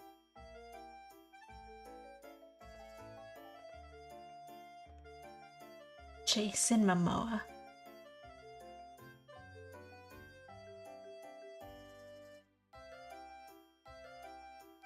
This dude's just radiating an intense energy that I don't think he's too powerful for this emote page. It's just, hey Kyo, what did you work on today? I made a couple new emotes and this. Look, he sits behind my head. He's behind my head. He's just power posing. Amazing. I like that.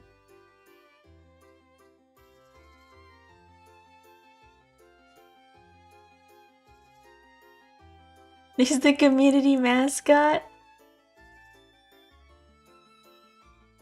I'll crop him out and I'll put him on stream. He'll just sit in the top right corner or something.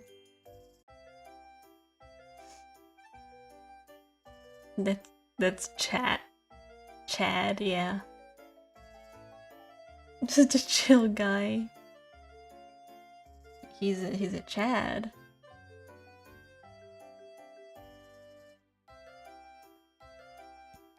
He's just chilling, you know? We hear chatters, yeah. Oh my god, chatters! Like chat, but Chad. Oh my... yeah! Chatter, I like that. Chatter! That's great. Oh my god. I like that. Chatters. It like I'll be like, hey Chad. Hey Chad. And they'll be like, Chat? No, Chad.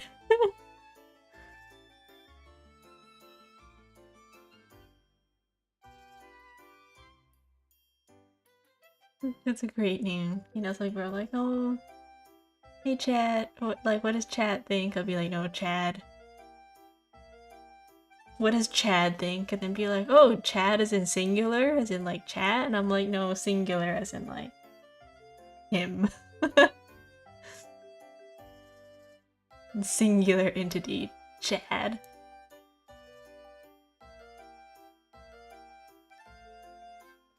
Chatter or Chad.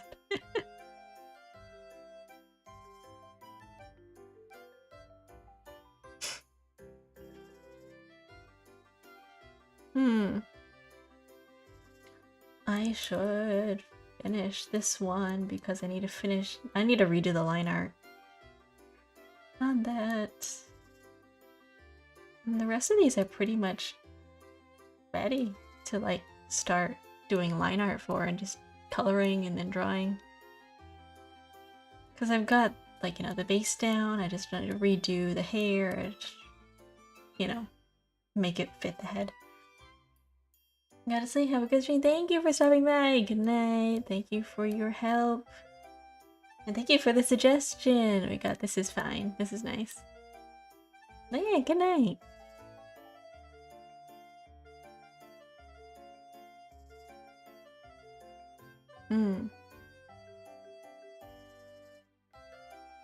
Wait, one sec, let me talk.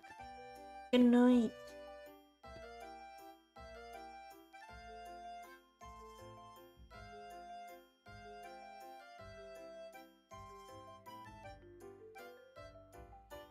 What time is it for me? Like 1:06? I can hang out for maybe a little bit longer. A little bit longer. I don't know if I should finish this up. One sec. File open. Where was it? Oh no, here. Not wrong emote.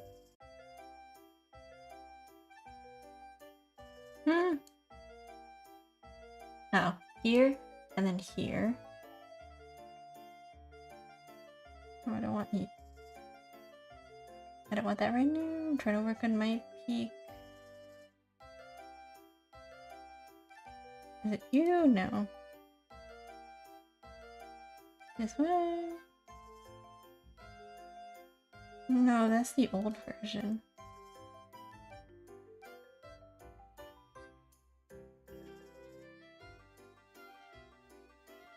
Okay, that's not it.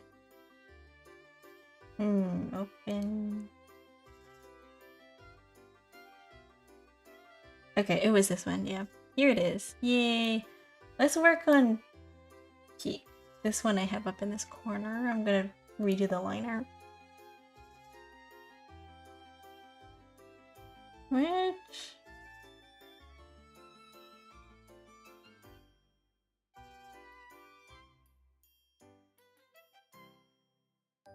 should be...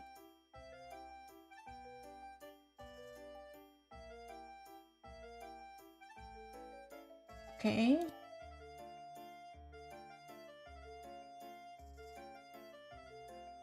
I don't remember what I was doing on this layer. You ever like open up old PSD files and you're just kind of like, huh, what was I doing? What was I doing on this folder? Like, what exactly, like, why is it empty? Why do I have so many empty blank layers? Okay. Is this my line art pen?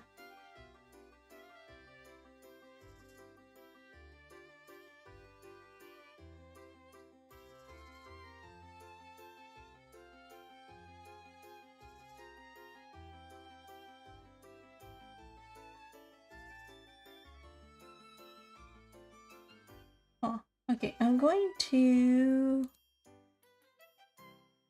Where is my lock? Lock transparent pixels, okay.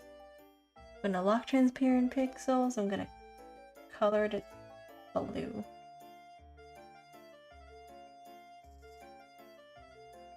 Okay, that didn't do anything.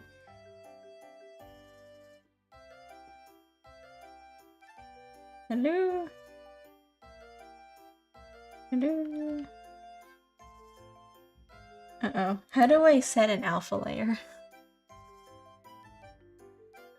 I want to make everything on this layer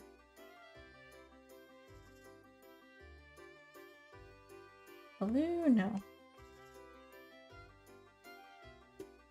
There we go.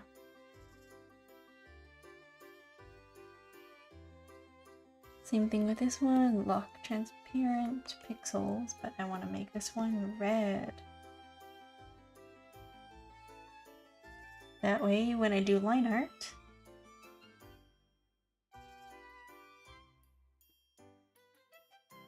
wait a minute, what layer are you on? Oh, okay, you're part of the eyes layer. That's the original.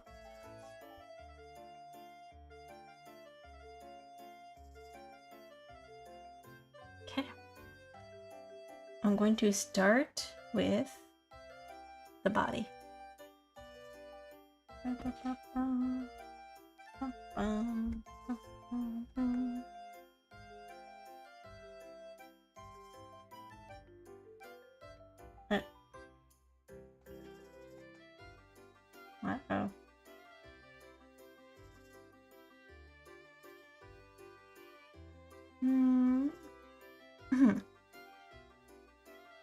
And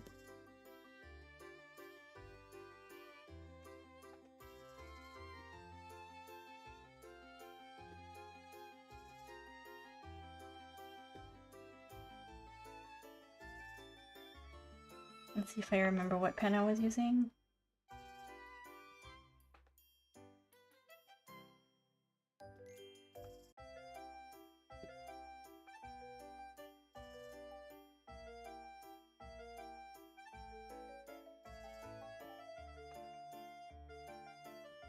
Nope, too thin. Up it a little bit. Nope.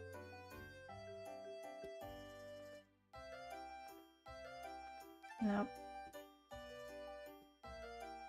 Nope.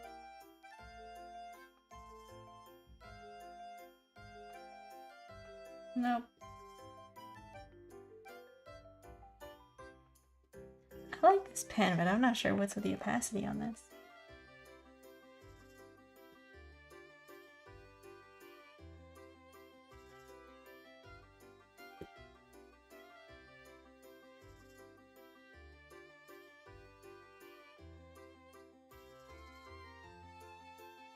I need to learn how to set up my... One of these days, I'm gonna have to take a day to set up my pen settings. I need to pick one pen and then really go into it.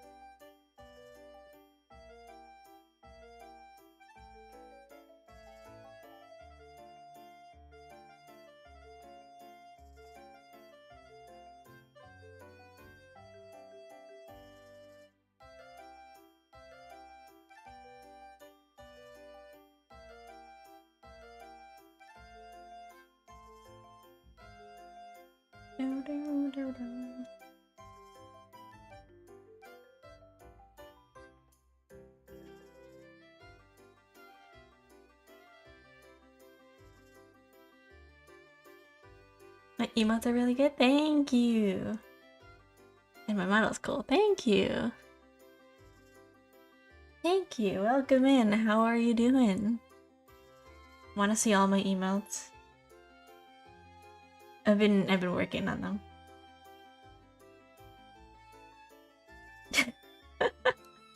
We have Chad. Chad. Also known as Chatter. Chatter. That's Chatter over there, he's just chilling. And then I have the rest of my emotes that I'm eventually working on. Yeah, I can take a closer look.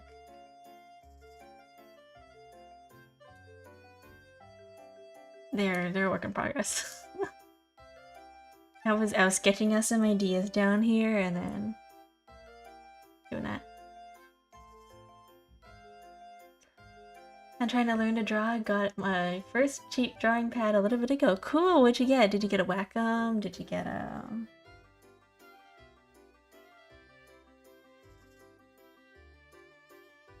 I'm old, it's never too late to try new things, I always say. Ooh, an XP pen. Yeah, XP pen's pretty good. Is the flat thingy? Oh yeah, like not a monitor, right? Just the desk, the drawing tablet, right? Just the tablet. It's not a monitor tablet. Everybody starts somewhere. It's okay. It's never too late to try new things. Exactly. That's what I always try to tell people in chat. It's never too late to try things. It's never too late to like start now. They always say, right? The best time to try something, if you didn't start 20 years ago, is now. The best time to start something is like 10 years ago, but the second best time is now, you know? Yeah, it's a saying for a reason. Nailed it, maybe. I don't know the exact quote. Something along those lines, right?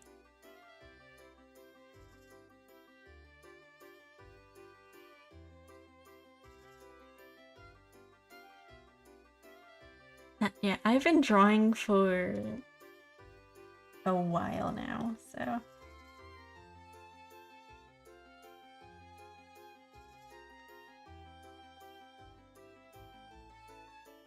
But you never know.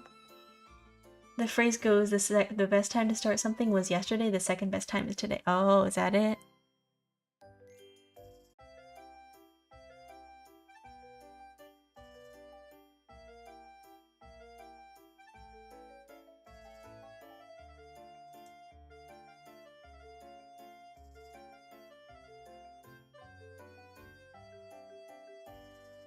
What kind of practice tips or advice would you give to someone new to drawing? References? Use references? I also make up phrases daily, so maybe that was one of them. Could be. Possible. You never know. Oops. I need to rotate this the other way. Practice tips I would give to someone new to drawing. Use references and copy like an artist. Don't like straight up copy people. Watch Go and you'll learn how to be good. No, I don't recommend people watch me. I draw in the most convoluted, messed up way. I am not I'm not the artist you should be following. Thank you for the follow. I am not a person you should strive to be like, oh, I want to draw like yo. No, don't do it. I'm not a good role model.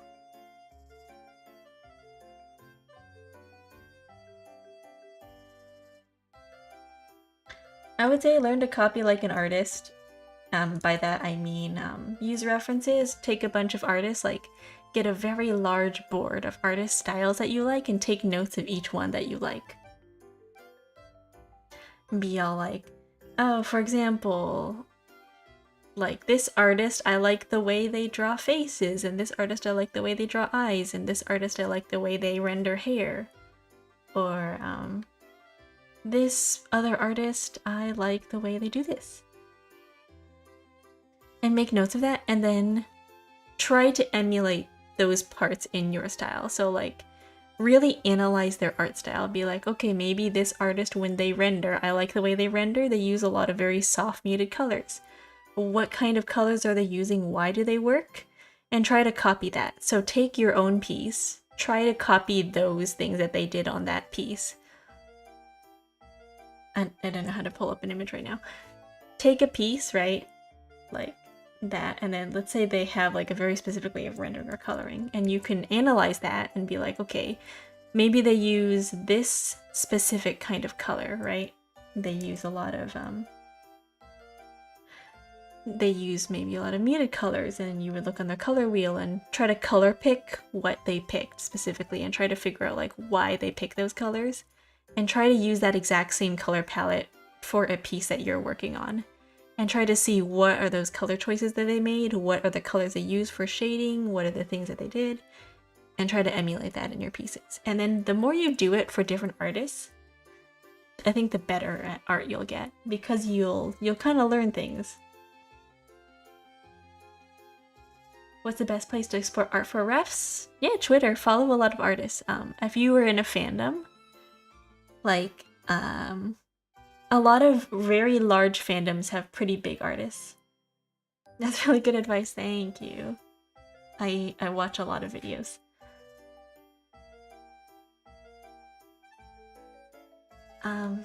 Yeah, hashtags, there's search like hashtag fanart, hashtag OC, original character. Some people don't tag their art at all, so you kind of have to go searching. I think the more you like art, like the more you look at art on your Twitter timeline, it'll recommend more things to you.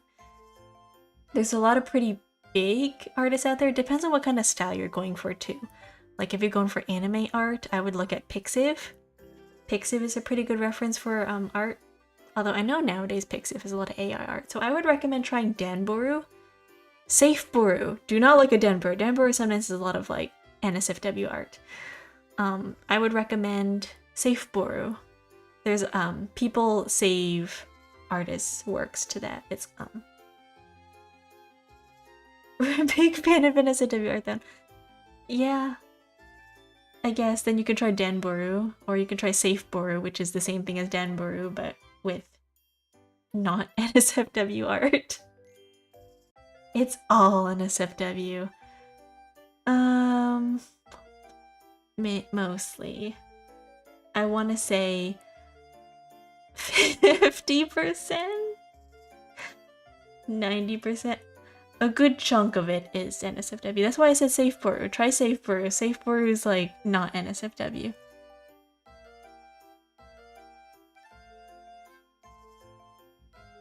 SAFEBOORU.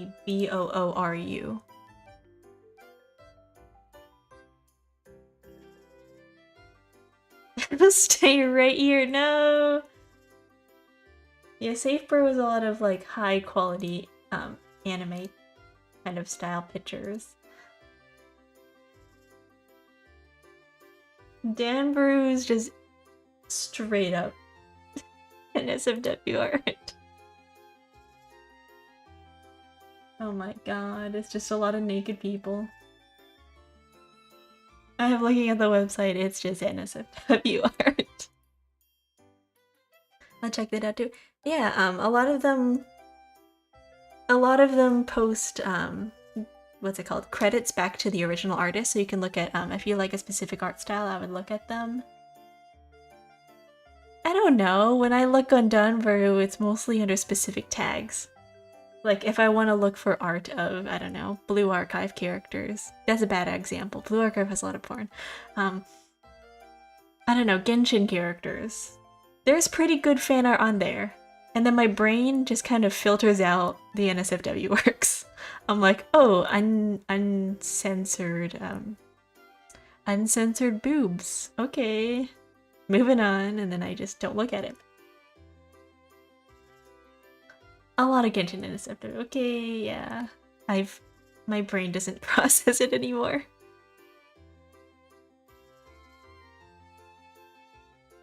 I'm learning a lot about you in the first 5 minutes of us meeting. I'm sorry.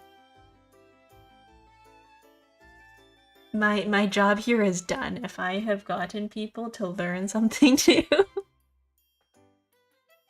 whether it be, I don't know, finding where to get the good stuff, you know?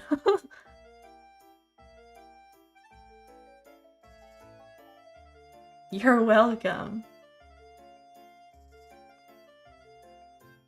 Nothing bad? No, nothing bad. It's definitely a little sus, but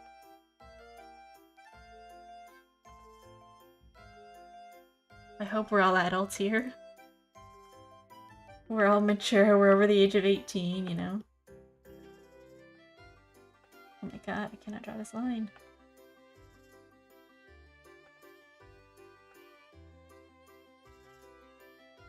I haven't been an adult for many decades, oh no.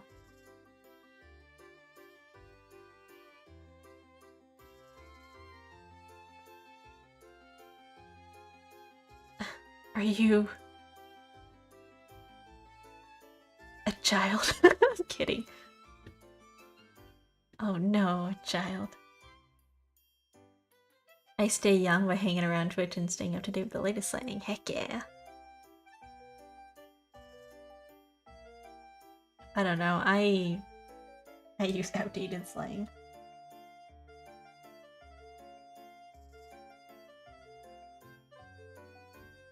Cause I don't care. Well, I'm technically young, but I don't watch people who are like super young. I don't watch like, I don't keep up to date with whatever slang there is nowadays.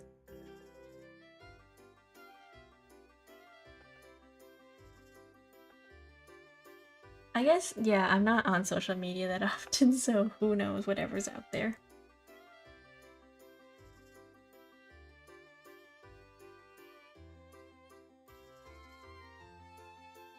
Oopsies. Okay. You're not 18? Is that greater than or less than? I am not under the age of 18. I am older than that. Under. Oh, okay. Sorry, I can't math. No, if I was under 18, I would not be streaming because there's a lot of weird people out there.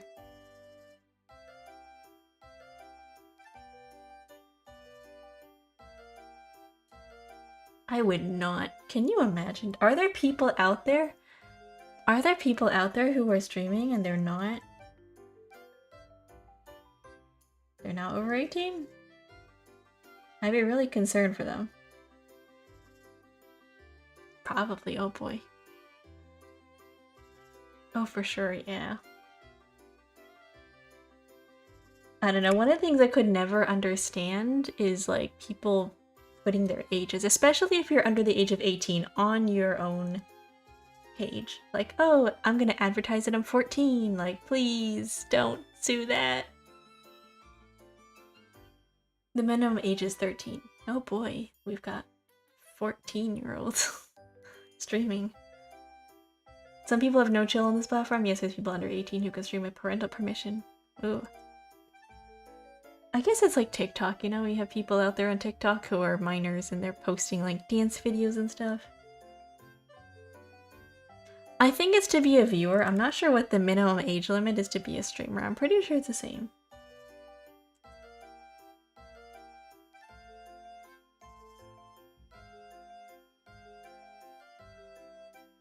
Why is this fuzzy?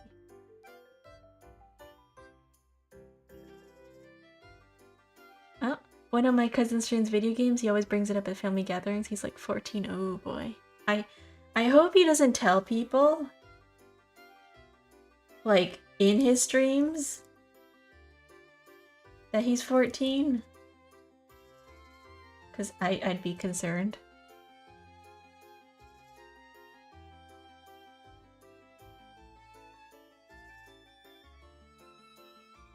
Uh-oh. Yeah, I hope he doesn't tell people publicly. Like, it's one thing to, you know, be that age and stream, but it's another thing to, like, advertise it and be like, oh yeah, I'm 14 years old. I don't think he has to. I'd imagine someone who's 14 is gonna sound 14. Do they?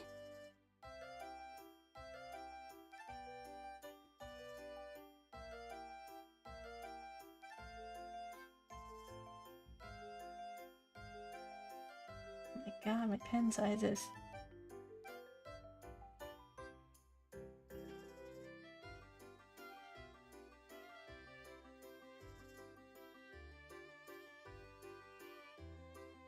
Oh no.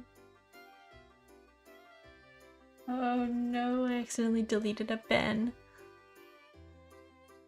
When I was 14, I sounded like a pipsqueak and I made YouTube videos back then. Awful videos. I don't know what 14-year-old me was thinking.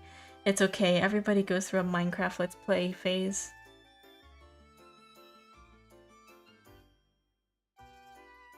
Everybody goes through a Minecraft Let's Play phase. I remember... I know, I had the same exact phase. Hi. No, thank you for the follow. I had the same exact phase, you know, I went through a Minecraft. My teenage Minecraft phase was working the mines before Tally realized. For real though. It's like... Hey guys, welcome to my... welcome to my Let's Play. My Minecraft Let's Play, and you would just play... I don't know. Today we're gonna be playing... something. We're gonna be playing One in the Quiver. There are people out there though. I mean, I guess you could try to pass for, like, a kid.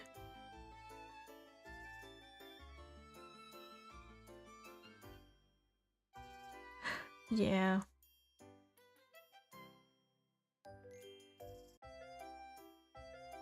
Oh no, I've lost something. Oh. There we go. Oh, thank God. I accidentally deleted one of my pens. Oh boy.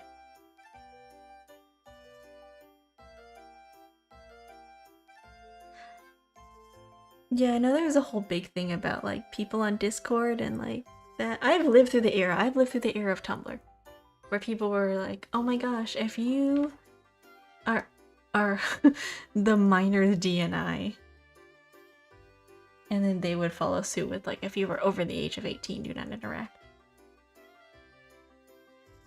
I was curious, so I did the math. I think Minecraft was becoming a thing when I was 14, so probably not Minecraft, but yeah, let's just bad Let's Plays.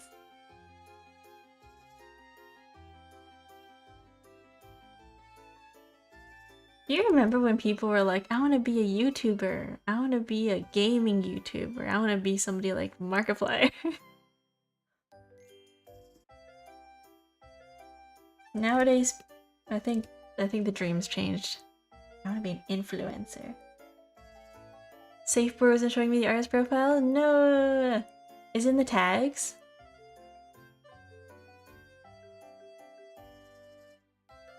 Is it in the tags?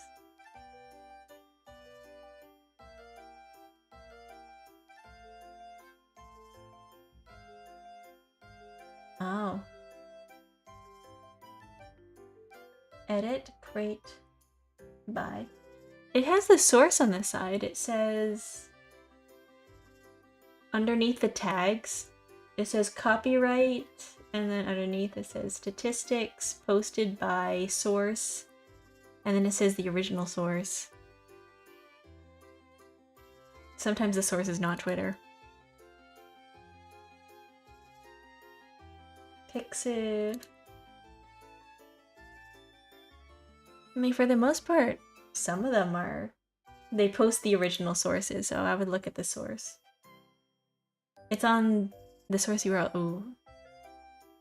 They have the name. If you look at the link, it says source blank. Sometimes there's a username there. I would try to manually search it maybe. Sometimes they delete their accounts. It's kind of unfortunate. I made the mistake of telling the class and sending this place. Oof. Did they say anything?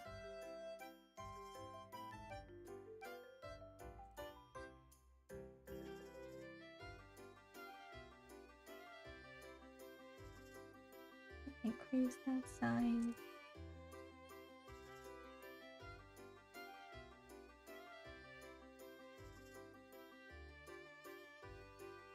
Yeah, I deleted a lot of stuff from back then because I was like, oof, cringe.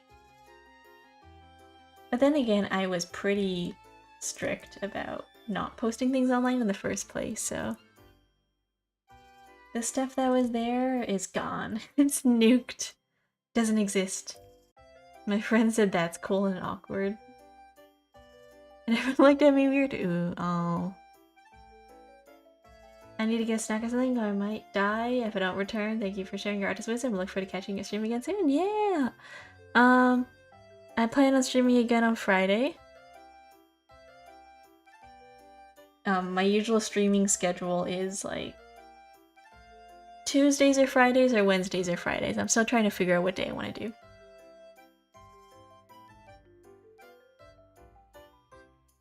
It's been switching back and forth lately between Tuesdays and Wednesdays.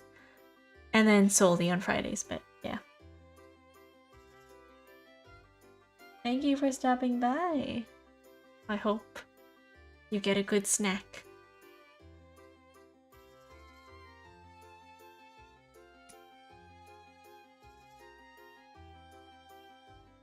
I like food, so I am 100% in your favor of getting a snack. It's late for me, so I will not be eating, but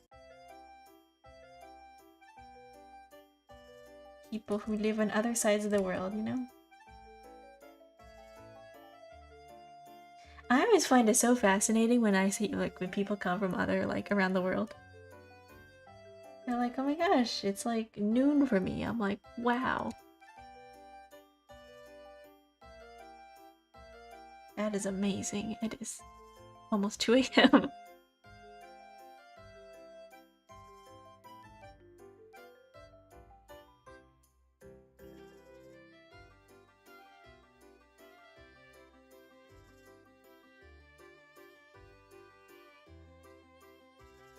I'm there with you on the almost 2. Oh no! I'm from the ye old state. Ah. The East. EST gang. Let's go! Rise up! I hope you guys don't have to get up early tomorrow. I know I do. I have to be up early tomorrow. That's okay. Been setting up a Discord server for the last few hours. The lurking has been good. Nice! Luckily I can sleep in. Oh, lucky. I love sleeping in. I love sleep.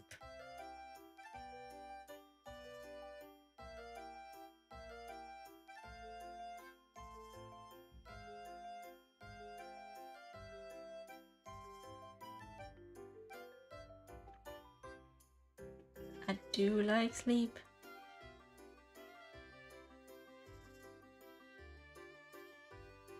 What happened to my brush size?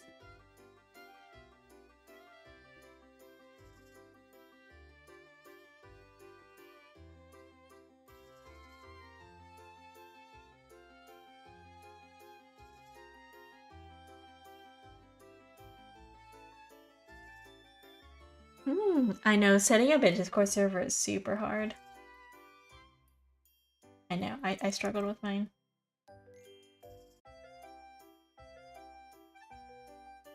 It was a pain.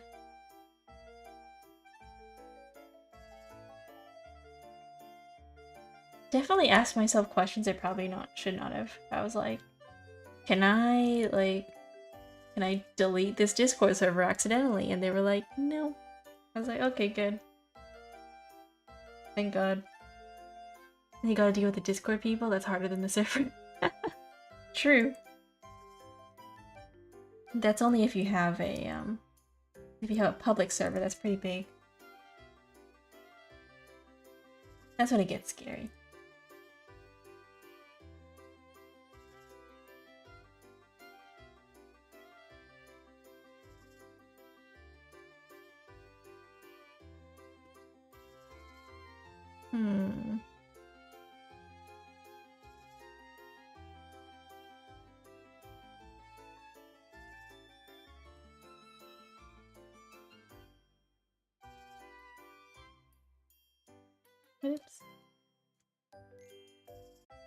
I mean, depends. You gotta deal with the bots. You gotta deal with the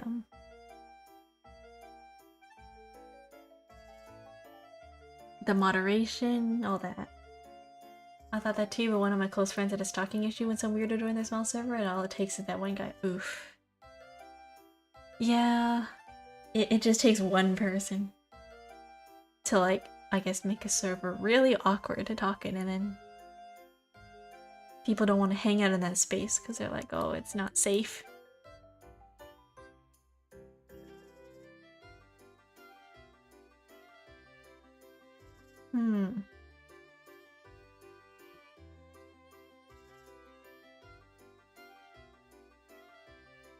It's like a little bit off-centered.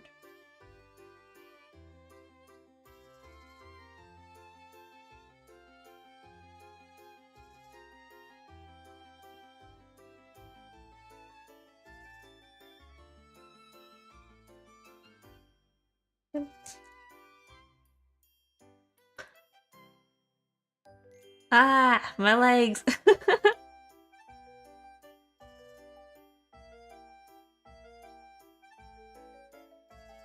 Oh my gosh.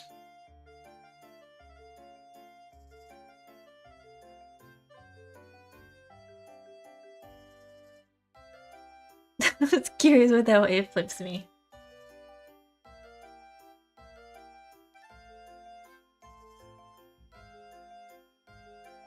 I heard that you should... That's a funny redeem. I heard that you should add a... Oh, thank you, head pads. Yeah. I'll try my best to make the server welcoming, and now that Weirdo's in, I support tickets and automod and heavy. Yeah. I would also recommend make your server a community server, and then when you have your community roles to prevent against like hate raiding, choose an option that says if you pick this option, you are a bot and you will automatically be kicked from the server. So when somebody picks that role, it boots them out. That way you get people who, you know, are like smart. You want to be like funny and be like, aha, I wonder what this does. And then they get kicked. Yeah, and then you know, if a bot does come in, usually they try to click all the roles so that they can join all of the channels.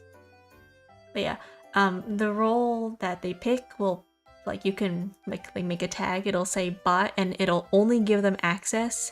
It'll remove access to the rest of the server. It'll put them in a specific channel by themselves, and then you can try to configure it so that it'll kick them or something. But yeah, it's a good measure for hate raids and bots. Hi, hi. Thank you for the follow. Welcome. Hi, Kirita. Sorry, I think I pronounced that wrong. Kirithia. BT, welcome.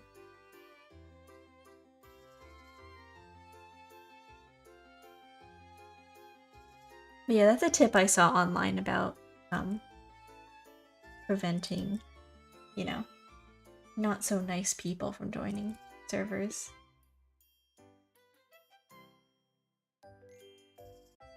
There's some good bots to help with raids. Last time I had to help out with a server. Wick was a good one we used. Ooh! I have never heard of that one. I've never heard of Wick. Personally, I use YAG? YAGDB. I'm pretty sure it has a full name, but I don't know. Hello, love your style. Thank you!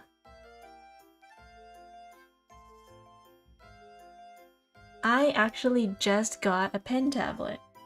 Not a pen tablet. I just got a screen tablet. So I will be doing more art streams in the future. But yes, in the past I did not have a drawing tablet and I was drawing on my iPad, which was a struggle. Yay, that's awesome, it is! I'm excited, I'm happy. It's so much nicer, I guess, drawing on a monitor or a display tablet compared to drawing on an iPad.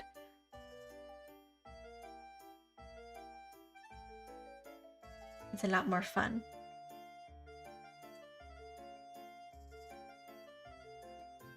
Also, I've been really liking Clip Studio Paint.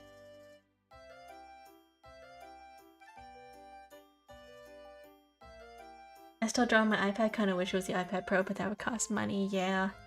I was drawing with an iPad Pro like a while ago. But what prompted me to get an actual display monitor or display tablet is because I spilled water in my bag accidentally, and then the screen display's all kind of wonky now.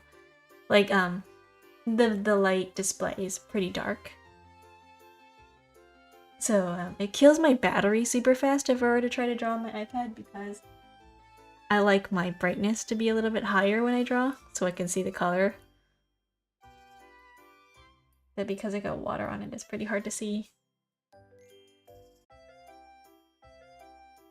So I noticed that drawing was draining my battery pretty fast. Do you prefer drawing on a screen tablet over an iPad? Asking as someone who draws on an iPad. As someone who has spent a lot of time drawing on an iPad, I love the convenience. I've been drawing on Medibang since 2001, all the way till maybe like 2 years ago. So that's like 2001, 2002, 2003, 2004, 2005. Sorry, I'm like counting wrong.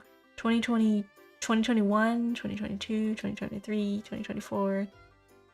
So like 4 years drawing on Medibang, and then I switched over to Procreate. So I've been doing like about 1 or 2 years on Procreate. I like Procreate better. When it comes to convenience, like if you were traveling anywhere, it's like a whole one-stop shop. Like you can do everything. I can animate, I can draw. I basically customized all the brushes on there to my preferences. Now that I'm on Clip Studio, I have to customize all my brushes again because they don't port over properly. Like, Procreate brushes are Procreate brushes. They use their own files, and then Clip Studio Paint uses their own brushes.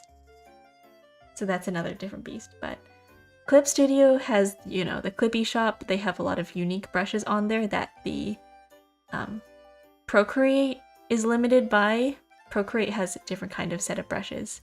So it's a matter of, like, you know, your tools. But I don't think tools are that important when it comes to drawing. It's just a matter of preference.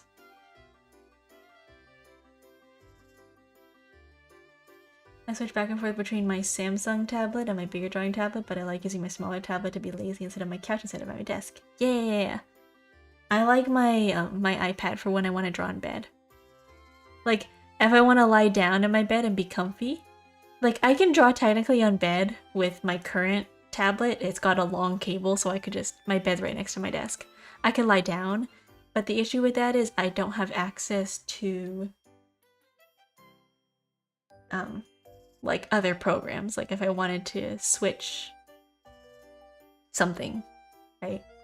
It's a little bit harder to do that if I was lying on my bed. Versus if I was on an iPad, you know, I could pull up a YouTube video and I could side screen it. I could put it on the side. And then with a desktop, I guess I have more access to like references. I can see my references a little bit more easier. I have more room to look at things. Like I have 2 monitors and my pen tablet. So I can look at like a bunch of references. I can have a video on the side. I can be doing a bunch of things, multitasking, versus an iPad, which screen's smaller, but that doesn't really matter to me, personally. I used to draw in Photoshop on PC with a mouse, then switched to iPad and Clip Studio after Photoshop. Had his moment, but due to that it forced me to try drawing a tablet and a stylus, and I've never looked back. Yeah, it's a matter of personal preference. Like, I like drawing on my iPad. I like the Apple Pencil. It's very convenient, it's very easy. I like taking notes with it. It's good for writing, it's good for drawing. It's like very, what's it called?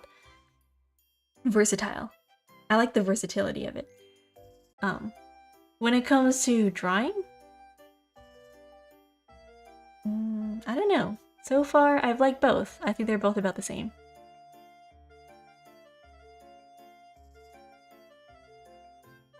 Convenience-wise, I would say iPad. As for like overall ease of drawing and the amount of tools, that would be Clip Studio. Like, you know, pen tablet. or screen tablet, I mean, display tablet. Just because of like the amount of variety you have when it comes to Clip Studio Paint, you can do a lot of things with it. Like there's a lot of tools on. I don't even know what half the stuff on here does. I just know that like I have a very large range of brushes. I have a very large range of like everything.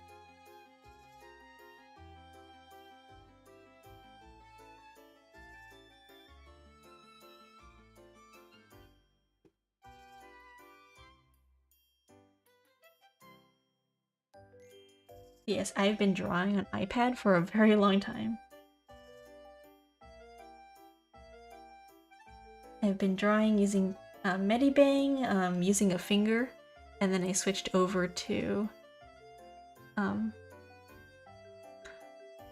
then I got, what's it called? I got the Samsung 99 touch pen. Sorry, something touch pen by Samsung or some like small company, because I was drawing on a very, very old iPad Air. And then I finally switched over to an iPad Pro, the 11-inch, when it was on sale. And then I got an Apple Pencil with it. And so I've been drawing on that for a little bit.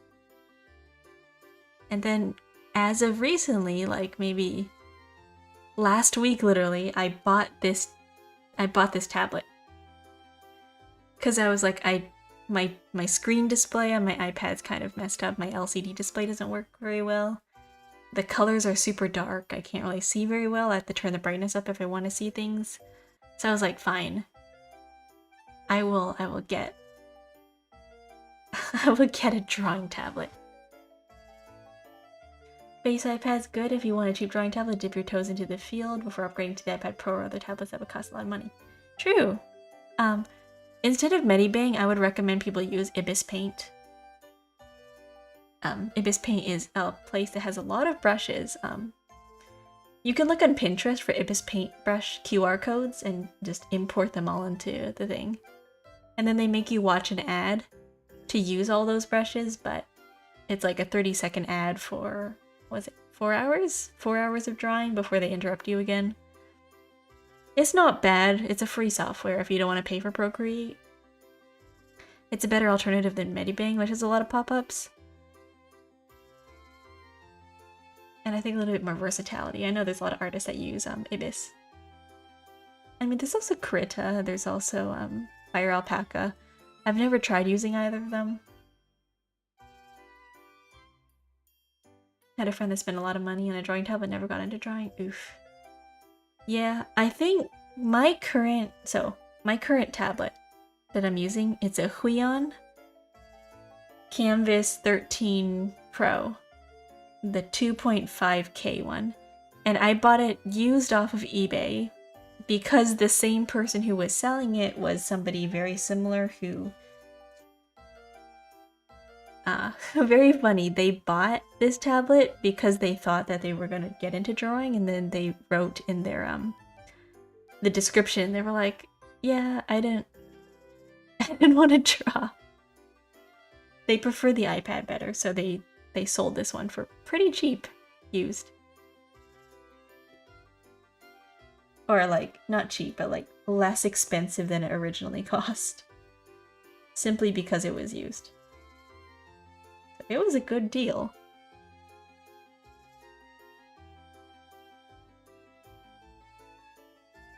I was in a similar boat where I bought a fancy drawing tablet, I never touched it, never tried digital art, but finally forced myself, and now it's all I do, no regrets. Yeah! That's good. There's so many decent free options to start with these days. I started drawing in late middle school like GIMP, because that's all there was in terms of free options back then. Oh my god. MS Paint users rise up.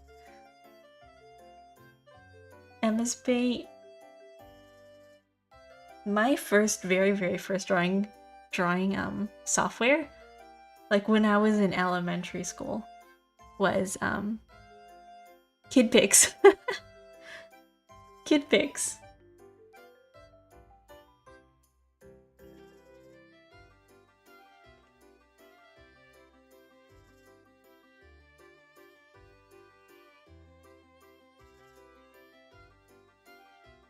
I used to draw on kid pics like a long time ago. I had so much fun with that thing.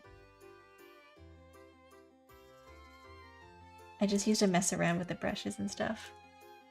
Like I would fill the canvas and then I would put like those 3D candy brushes everywhere. I would just drag my mouse around like and it would create fun sounds and stuff, and then I would bring the TNT bomb over and I would just nuke the canvas and then I would do it over again.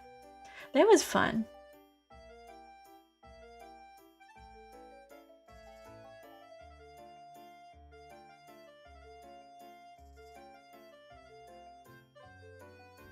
But yeah, the good old days.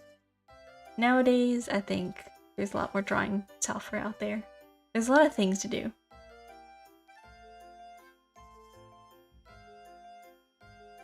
Or, well, there's a lot of out there.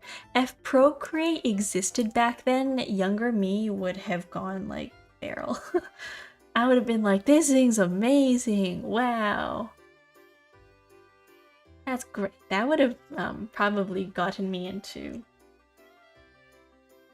I guess, investing in an iPad Pro earlier. Rather than waiting, I don't know how many years I waited. A very, very long time, because I was like, my iPad works fine. My old iPad's fine. Even though I started in middle school, I got really... Ooh, quack.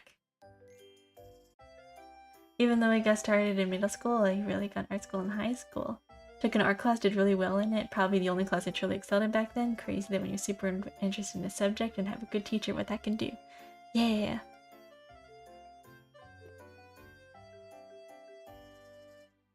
That's true. If you have a good teacher. I mean, the inverse is also true. If you have a bad teacher.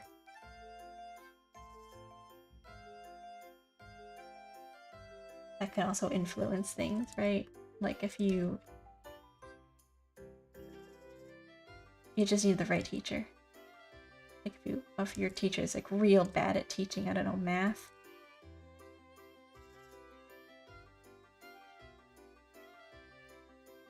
And you're like, oh my god, math is so boring, I don't like math. Okay, ooh.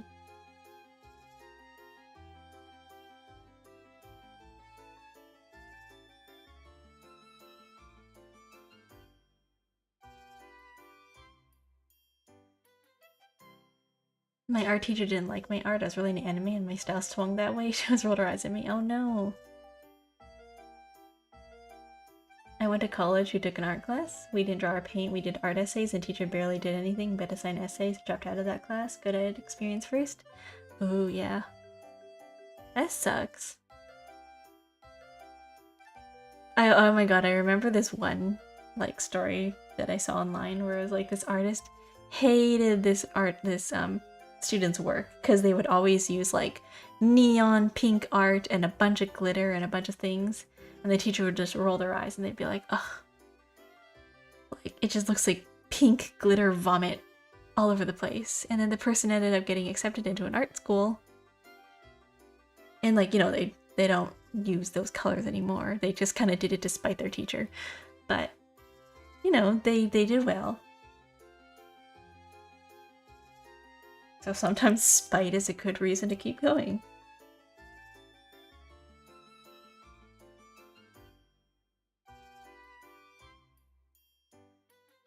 But yeah, I'm thankful that a lot of teachers I've had over the past couple of years have been pretty good.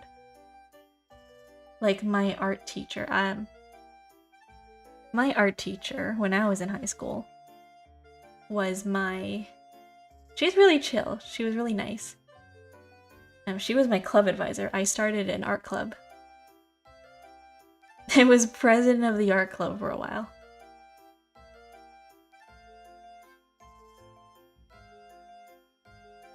But I really liked, I really enjoy teachers who kind of let you do your own thing.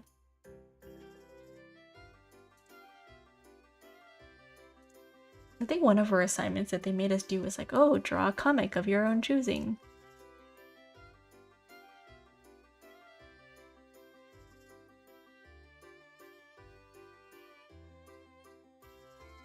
But yeah, we did a lot of basic stuff like, oh, here's how to do complementary colors, here's how to draw, like, I don't know. Yeah, like color theory. I've heard of teachers doing that to students before, I don't know. Hard to do that with art as it's subjective. There are a few universal things to learn, like color theory, anatomy, but outside that, there's no wrong or right way to do art. I don't know, depends on your art teacher. I know some teachers dissuade against heavily personalized style at the beginning. Like, they heavily dissuade personal styles. And I understand why, because if you're set in a specific art style, it might be a little bit harder for you in the future to change styles or to learn proper anatomy. Like, for example, if your style was like, oh, I want to draw, oops. Like, oh, my art style is like stick figures. What layer am I on? Like, if my art style is stick figures and I only want to draw stick figures and stick figure comics, they might be like, okay, that's a little concerning if you want to go to art school, because I'm... Specifically for art school, like if you want to get admitted, you want to go professional and you want to go to an actual art school, you have to submit a portfolio and they will ask you for very specific pieces. They'll ask you for, I believe, 10 still life drawings, a portrait, and in those still life drawings they'll ask for a portrait, they'll ask for a bust, they'll ask for like the traditional stills, they'll ask for a landscape, they'll ask for like a live drawing. They ask for like very, very specific drawings and sketches.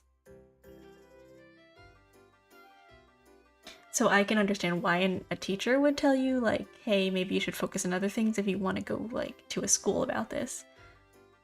Because if you submit like, because you can also submit outside of things, like outside of what they asked for, they just want to make sure that you have the basics down.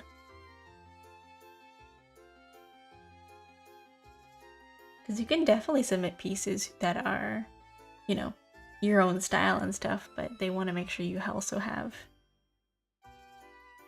a foundation first. Let me take that out.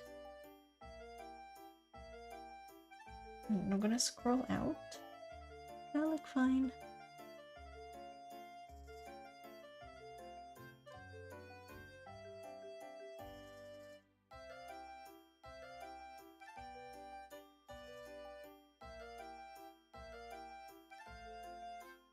Oh yeah, that color is skewed. To an extent, I get the logic, but if it's making the student not enjoy it or they can't enjoy the process due to rigid teaching, then it can totally backfire. I think it depends on a lot of factors, like are you going to do this professional or personal, or are you planning on going to art school later? Yeah, definitely. I think that's a conversation that she probably should have had with you or the student and been like, hey,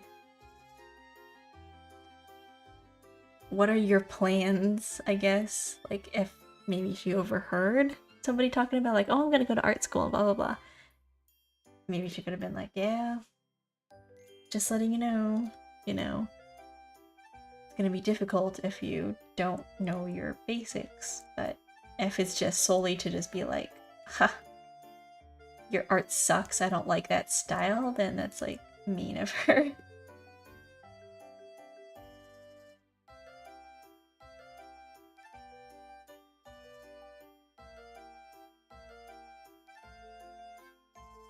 Because for my art projects, whatever I submitted, I submitted like a really long thing of just comic relief. I was checking your socials. Do I not have an Instagram? No, not really. I do not know. I don't have an Instagram, I'm sorry. I mostly post stuff either on Twitter or Blue Sky, but I don't usually post my art on my social media, especially because of the whole like AI things going on nowadays. It's kind of scary. I post a lot of my art in my Discord server. Like I post like whips and stuff, but not so much online, not social media, not very often. I'm trying to though.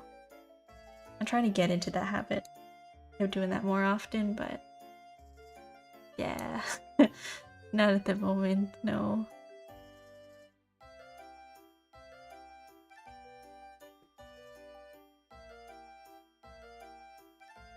I understand. I'll join your Discord so I can follow your art. I really love it. Thank you. Yeah.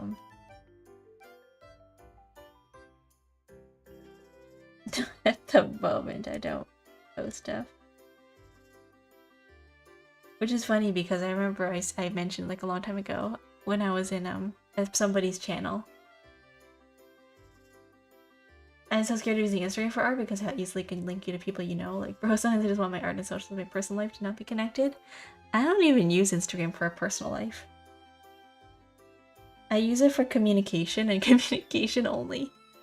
Like, I'll text people, I'll be like, hey.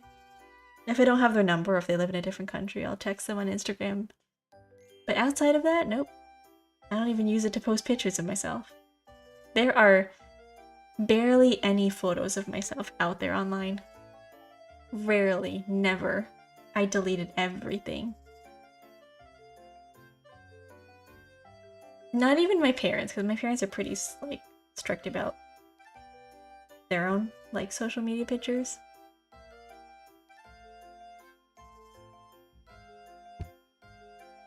We practice internet safety in this household.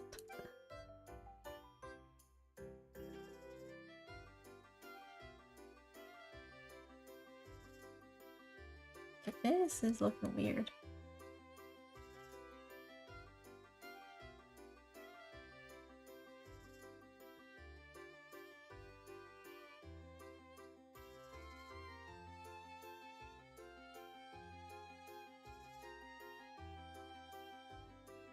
Same, but I've never posted any pictures of myself online. When I was a kid, I begged my parents to never upload any photos of me and them to their socials. Yeah. I get it.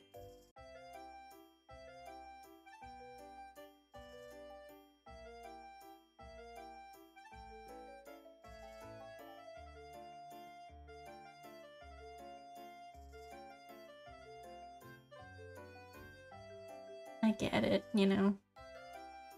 I love when art profile gets suggested in my IRL profile. I'm like, yeah, I know. Do you know this person? Yeah. That is me. Me when my... Not my social media accounts. Me when... me when my friends... or like their alt accounts. You know how some people have what's it called? Like an Instagram thirst trap? An Instagram thirst trap, whatever, or like their spam accounts and they get recommended to me. I'm like, yeah, I know that person. Their alt account.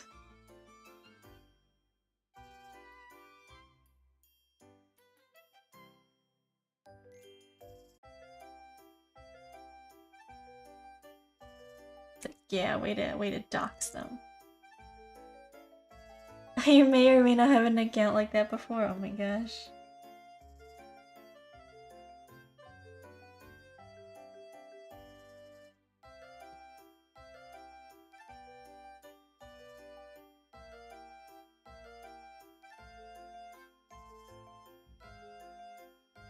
That's great. I've had accounts on Instagram for like very cursed reasons.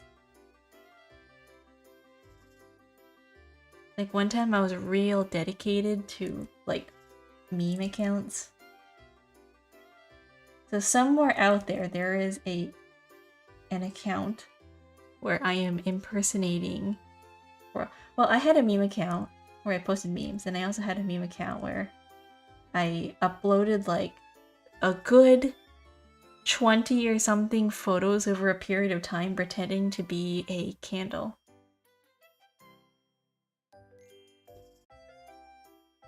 It's very specific, I know.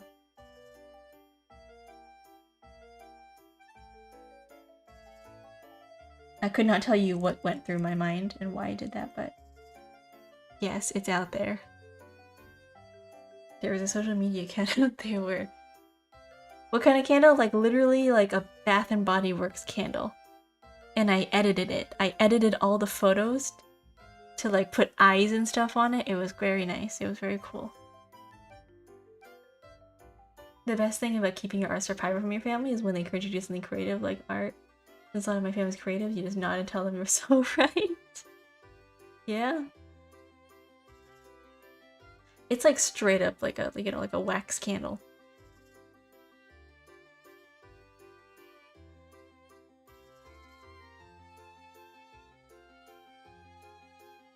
I was imagining ye old medieval candle. No, not that fancy.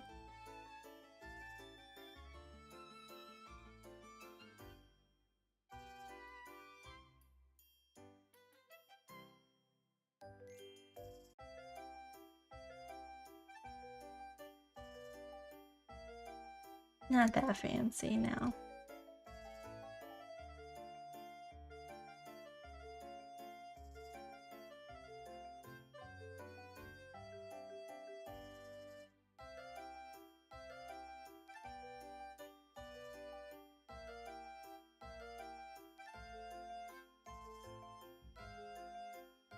Yeah, when, I mean, it's really awkward when you mention that you draw and then they're like, oh, can I see pictures? And you're like, no.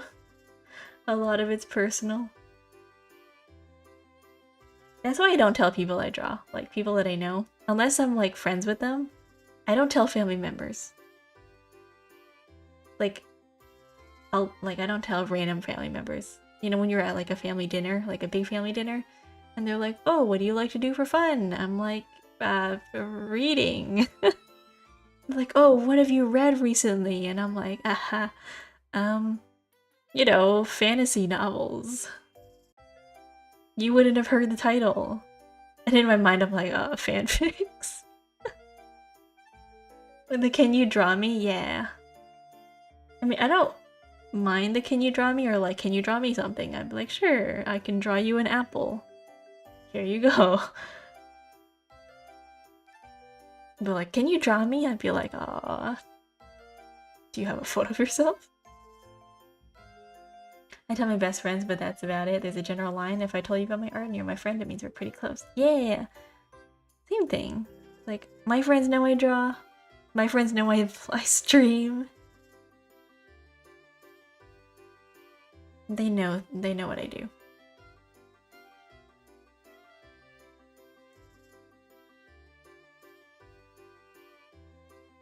That's really only because we've known each other for so long. Like, if I met somebody recently, it would take like a really long time before I was like, hey, you know, I dabble in art once in a while.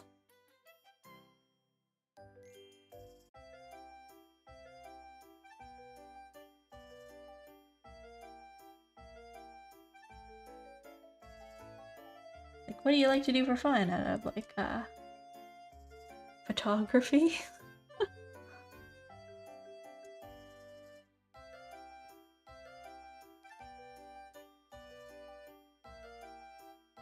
Actually, the safest choice is to just be like, I do music. Like, yeah, I'm learning the guitar and I play the guitar and I sometimes try to compose music, you know? I'm not someone who would ever go professional as an artist because it's not my vibe on a personal level, but if I did, I don't know what I'd tell my family when they ask what I do for a living and where all my income is coming from. Yeah.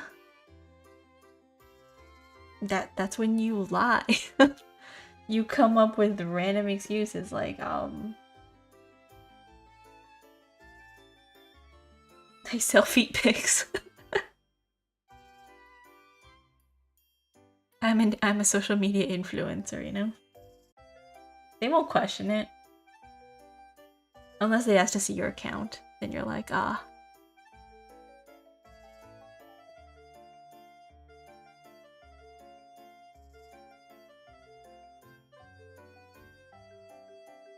You gotta hit them with the, it's classified, it's a secret.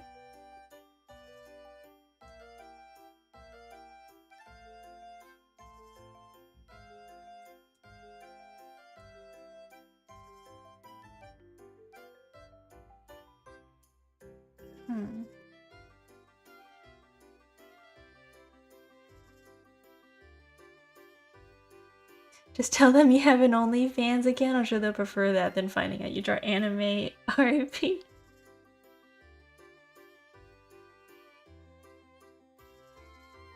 I mean, my family doesn't care. Like, I've watched anime in front of them. They know I draw. But yeah, I think it'd be pretty awkward to tell your, I don't know, your distant cousin. Yeah, I draw anime. But then again, maybe that was a couple years ago, because nowadays anime is pretty mainstream, so if they tell you, if you tell people that you draw anime, they're like, oh, cool! Like, do you know this character? Have you drawn this character? Have you heard of Jujutsu Kaisen? Or Demon Slayer? And you're like, yeah. Like, can you draw this character?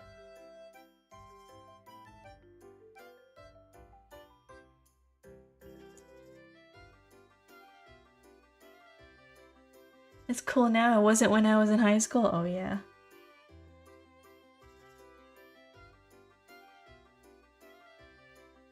When you would get the side eye for taping pictures of anime characters to your locker. And then they would like, people would walk by and be like, what is that?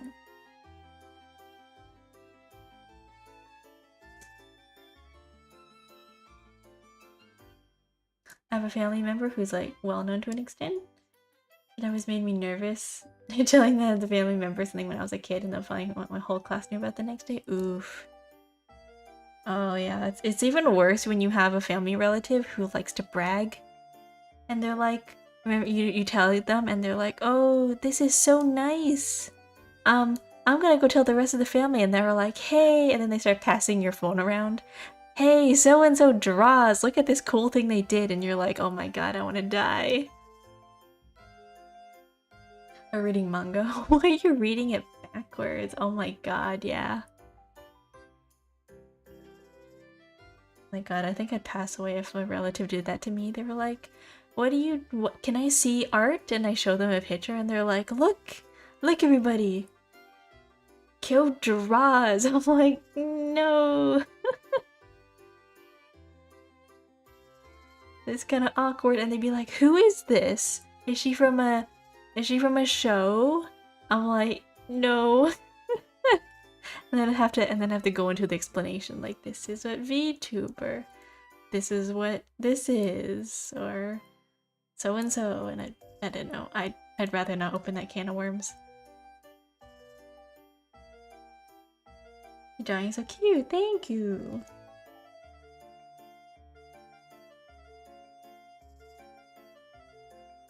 A little tooth, yeah.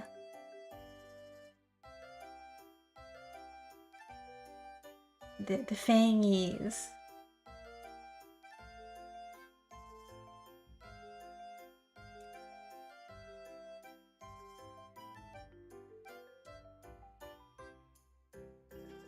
I'm in the process of redrawing.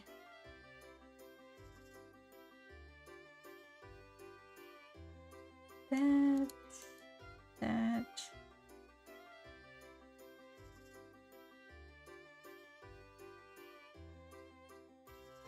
Okay, now to redraw the hair. Oh my god. I don't miss those times. The whole, like...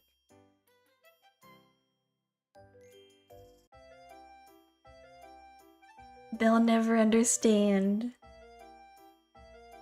going to school with your, like, I don't know, talking about Sailor Moon and be like, what the heck is that?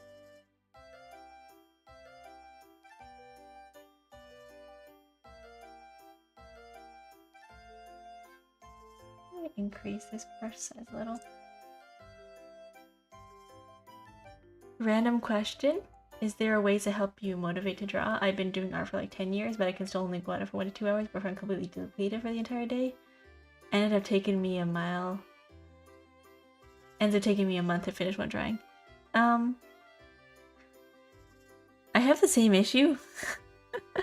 What motivates me is the reason why I got into VTubing. If I have a project I want to work on, like right now I'm drawing my emotes, I'm drawing like art for myself, that motivates me because I'm like, oh, then I can use it on stream, right? So it gives me a purpose to draw. But if it's just like regular drawing, then I would just, I don't know, get obsessed with a piece of media. Draw so much fan art. It doesn't have to be good fan art, just draw so much fan art for a piece of media that you are obsessed with and just keep doing it. Like, let's say you really, really, really like, I don't know. I'm gonna use Genshin as an example. Let's say you really, really like a character from Genshin. Just draw so much Genshin fan art for that one character and just get obsessed. That's literally how you improve. Just get obsessed with any piece of media. We walk so they could run real. We really do. And then the same kids who are getting into anime now were the kids who like bullied people about it back then. And nowadays they're walking around in their Naruto or I don't know, just the guys in sweatshirts. Going like, oh yeah, this anime's peak, you know? And you're like, oh my god, what a poser.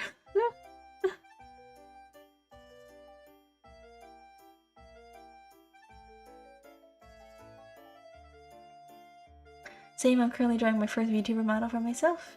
I think I had a bad experience with fan bases, figured if I draw my own characters and make up all the rules, which means my terrible ideas are canon and you're gonna like it. Yeah! Another thing too, it doesn't have to be fandoms. You could get obsessed with the story that you wrote yourself. Like if you have an OC, an original character, and you write a bunch of lore for that character, and you want to draw your own little comics for that character, and you draw little universe setups like of your characters interacting with each other, or like, I don't know, get into D&D, draw so much like art for your D&D character too. Or, you know, draw a little comic for your original characters and stuff like that. Just find something to draw for, is what I would say. Find what you're passionate about and just draw for it. It could be a character, it could be in fandom, it could be your own character. It could just solely be for,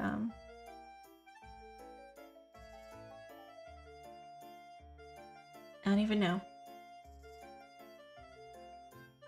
Like your own character, your art.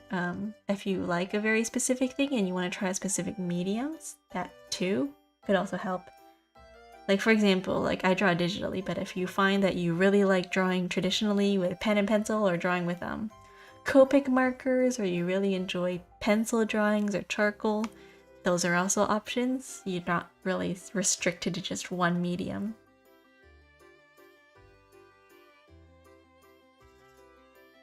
Like I started with pen and paper for a really, really long time, drawing with a mechanical pencil, and then I switched over to pencil, colored pencils, doing a lot of colored pencil drawings, and then I was doing watercolor for a little bit, and then I finally went into digital art.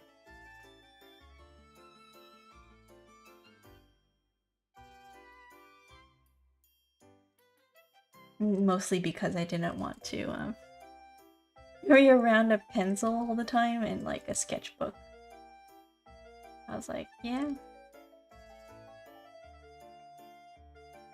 I first started drawing on digital art with a finger. I was drawing with my finger on my original iPad.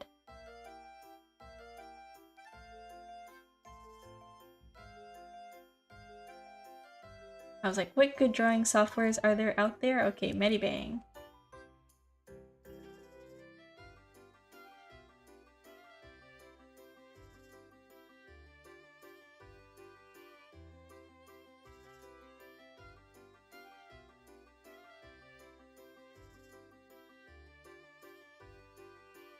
I draw digital because it's one of the only mediums that allows me to be creative. As I have shaky hands, that allows me I should consider also using Clip Studio special layer that allows you to manually adjust the lines is the only reason I can really draw in the first place. Yeah, that's true. There's definitely a lot of things you can do. Like, I know, you could increase your stabilization level as well, I know, in the brush settings.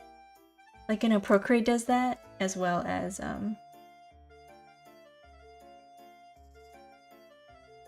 I'm pretty sure Clip Studio does that too. You can improve your stabilization so that, like, if you're, let's say you're drawing, like, shakily like that, you can improve your stabilization so that you're, like, more likely to, like, go straight.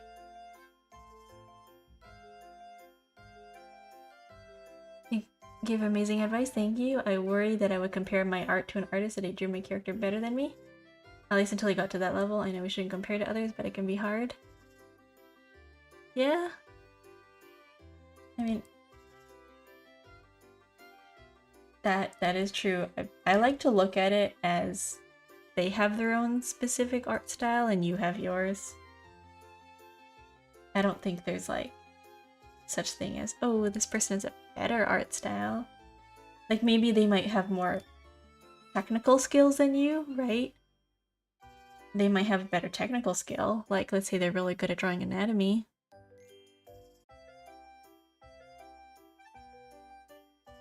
But that's just because they put in, I suppose, more hours into learning that skill.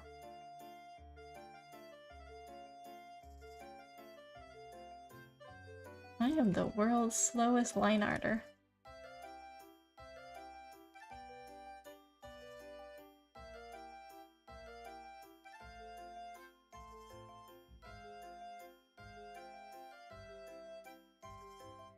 Yeah, I wouldn't put it like, oh, so-and-so is like good or bad at art.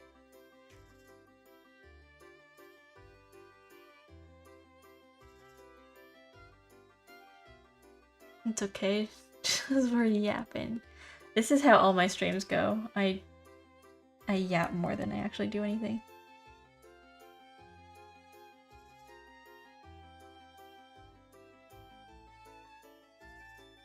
What the heck? Sticky keys.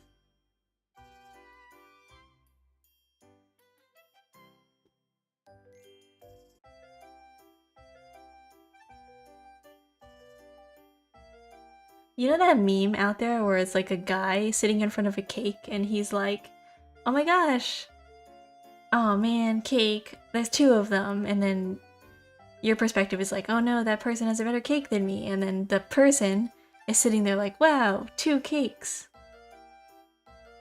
Okay, I didn't say that very well. There's like a person who baked a cake, and then the other person sitting next to them going, oh man, they baked the cake, and it's better looking than mine, and then the audience, the person that's going to, you know, whoever is seeing that is going, wow, two cakes.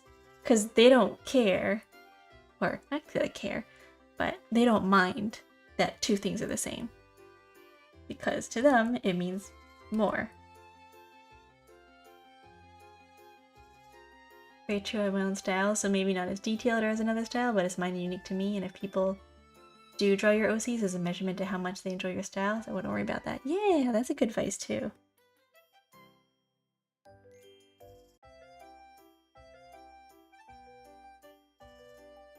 If they like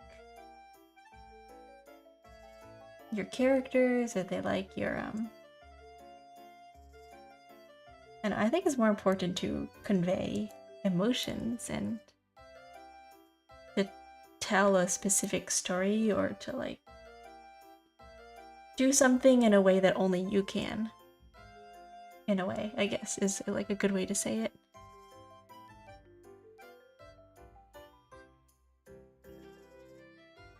Because everything that you do is like unique to you. Whether it be like, oh, this, oops.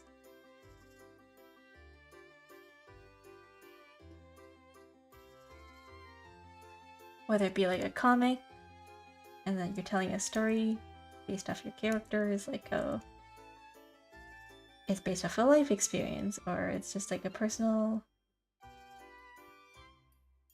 kind of story that I guess only you experienced in your own way, and you can convey a certain kind of emotion that maybe other people wouldn't. Or I know there's a lot of people who use art as a method to vent. Like some people create vent art. That's also unique to them.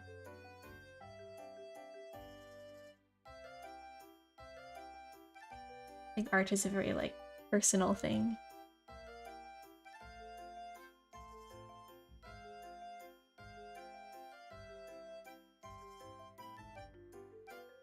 Or it can be. I mean, some people just kind of draw for the sake of being like, I want to draw pretty characters. It's also valid.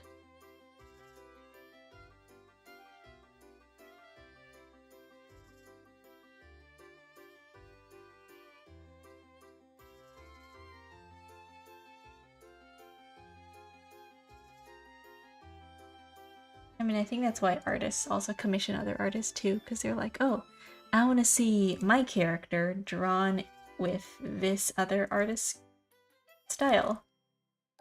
Like, yeah, they could draw it themselves, but it's also kind of fun to see that. Like, something that you made in a different style. Like, oh, I want to see their take on this thing.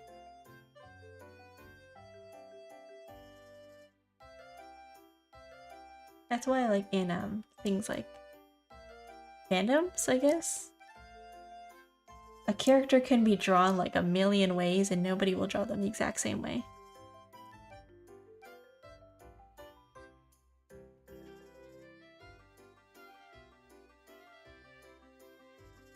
Was there anything in particular that you started with drawing? Not really. Maybe my brother. My brother draws. Also my family. Basically my family, yeah. I have a relative who actually is a video game director.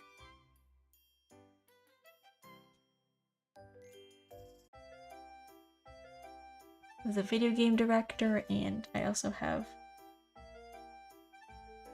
my parents, I guess? My mom's also been really good, like really into art.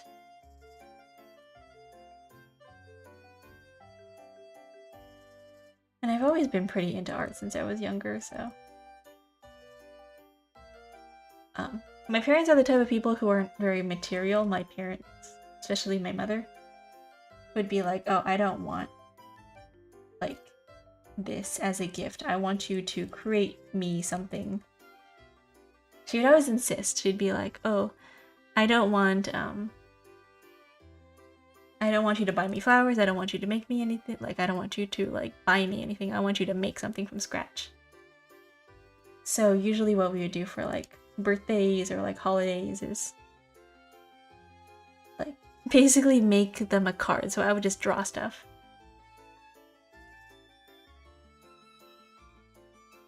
And I had fun with it. So I guess it was just that.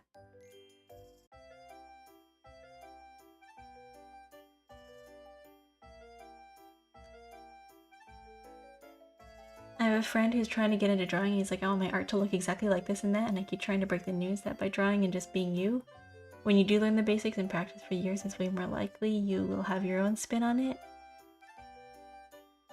Try not to worry about having an exact style. Your style formed naturally. Weird when I hear people say they're trying to develop a style. I don't know, man, it kind of happens over the course of drawing.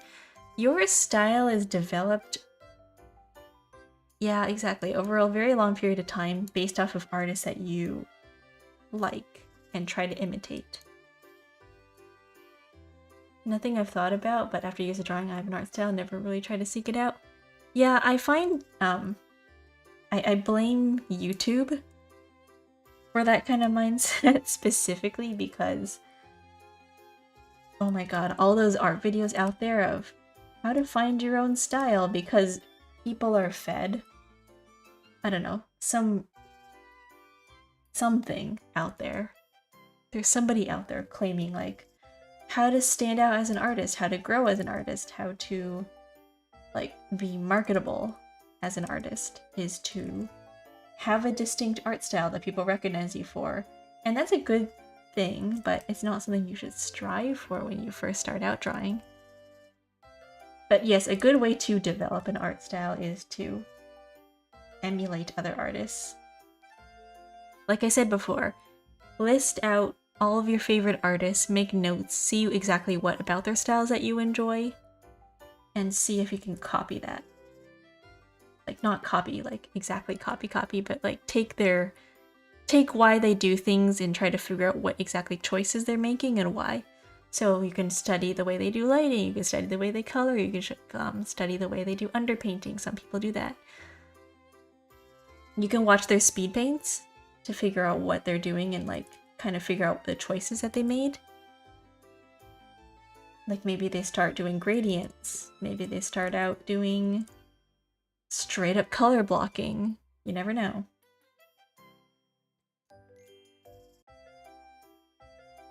I had the pleasure and displeasure of never watching YouTube tutorials when I was drawing. It took me a lot longer to learn the basics, but because I had no influence, I kind of didn't worry about that stuff.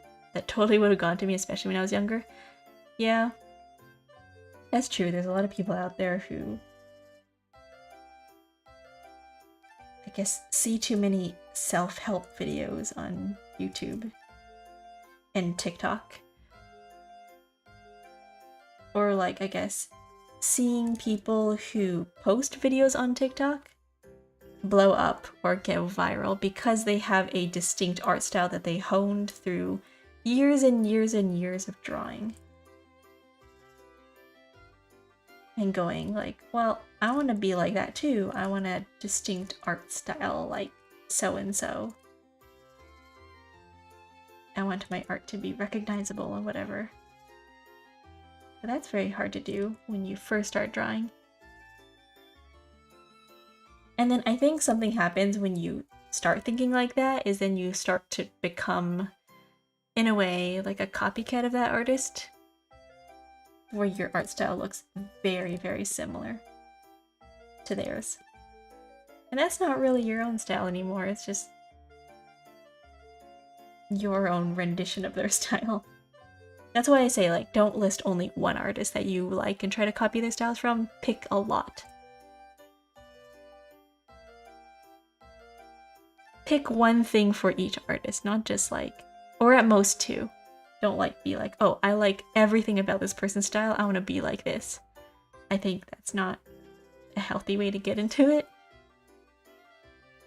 I'm pretty comfortable with my art style and my skill as an artist, but sometimes I'll be bored and surfing YouTube and watch a random tutorial only to panic and think my art is bad. Only to tell my friends who slapped me out of it and tell me to turn off YouTube and remind me I'm already decent. Yeah.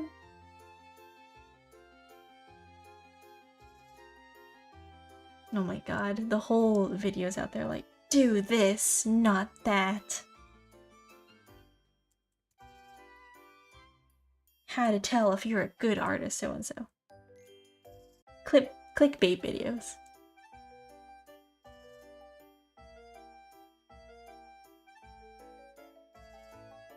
I swear they word them like that on purpose. Time for me to get off. Thank you for the stream. I had a lot of fun watching, lurking, and chatting. I hope you had an amazing rest of your night and rest of your stream. Thank you for seeing chat. Good night, y'all. Good night. I am looking at the time. It is like 2:38. I should probably also be heading off.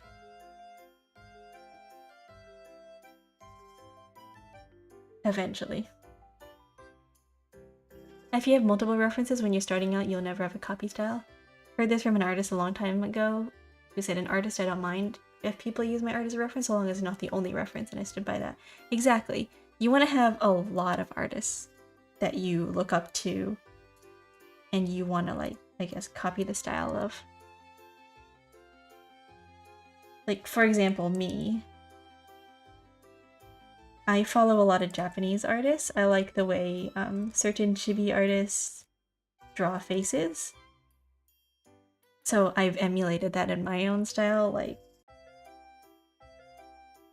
the way I do eyes, the way I draw like faces. Like I like this kind of like this cheek, this like kind of chubby cheek look. The way I draw eyes, you know, the way I draw hands and like the body and all that.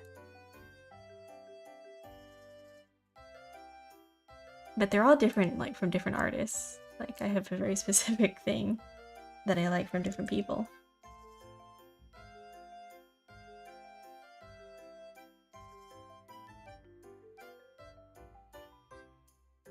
Didn't really look up to an artist, or I guess I did, but more just things I grew up with, various animes and cartoons. I guess my own style is a giant mix of all those styles.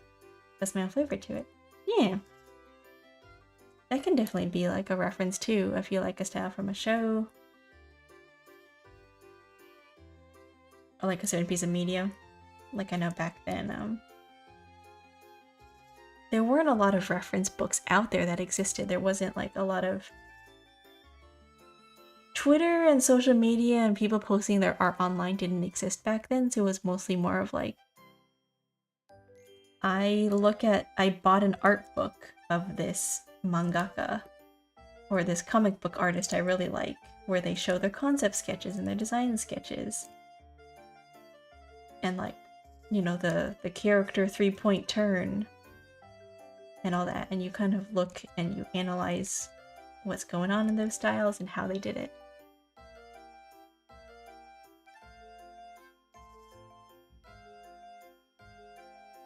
Or, you know, just consume a lot of media. Just touch grass and, like, learn a lot of different things. That also helps.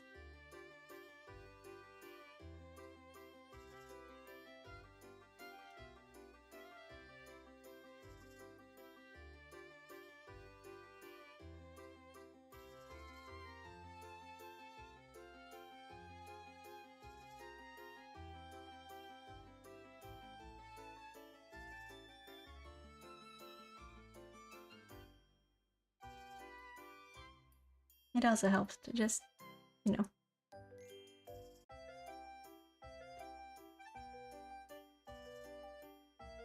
Also, I think it's really interesting to see how different artists are influenced by each other.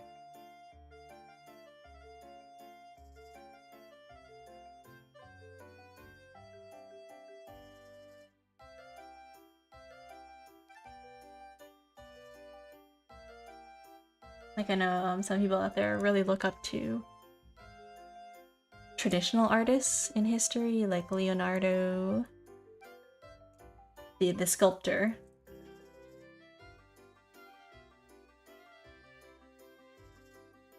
And being like, oh, Renaissance paintings and all that. The way they use color and light, the way they painted things, because they had limited access to resources back then, the kind of creativity that they got up to get around their current understanding of like light and all that. Not specifically light, but like color, paints, and the fact that they did it all non-digitally, it's traditional, is definitely very interesting to look at. I was looking at this book called Color and Light by James Corden, something like that. It's just literally called Color and Light art book. It's pretty well known. But he analyzes a lot of like traditional kind of paintings and talks about like the color choices made, why this works and what doesn't work. It's pretty interesting.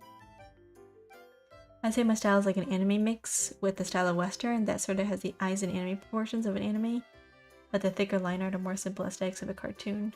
It sounds so pretentious. I'm gonna order my French artist that has to make me sound even more pretentious. Yes.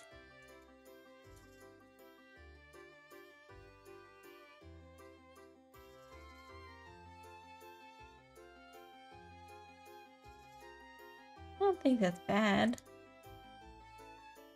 I mean, how else would you describe your style?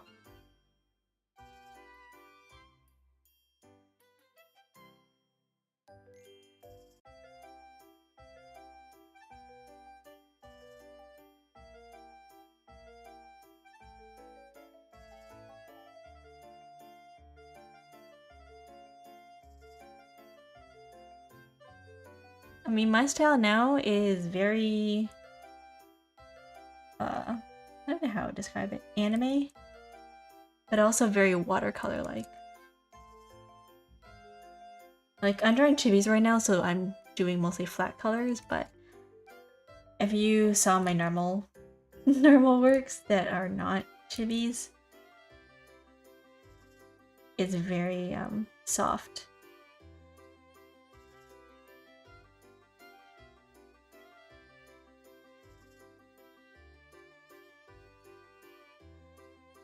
I guess you can see a little bit of it here in the way I shade, because I don't shade solid, I shade kind of like with like a really rendered mix.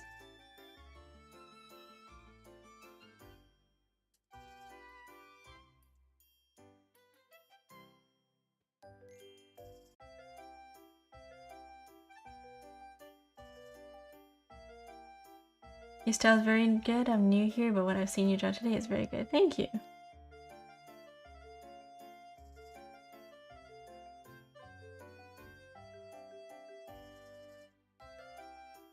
I don't have photos of my art because I used to draw on my iPad, but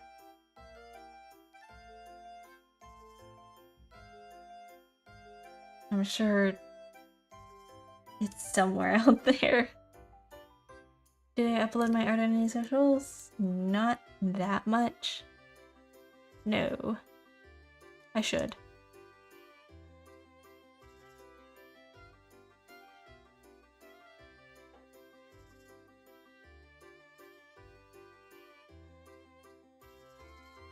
I don't know. I have like a fear of uploading stuff on social media where I'm like, what if I do something accidentally and then somebody's like, oh my god. I hate, like, they make a collab post about me or something, I don't know.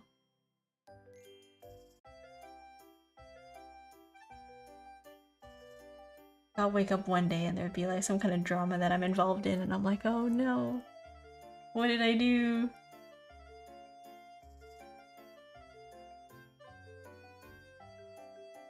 I hope not.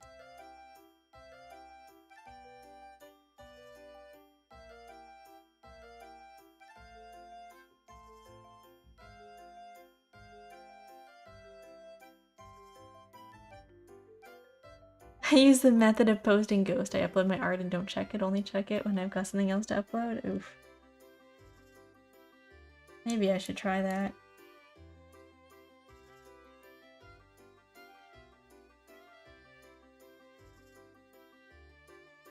I post art online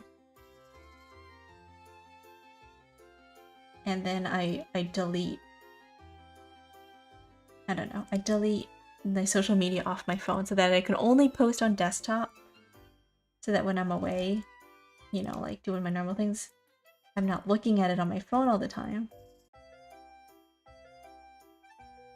Because if it's on my phone, then I'm going to constantly get notifications like, oh, so-and-so liked your post, so-and-so looked at this. But if I don't see it, that means it's not there.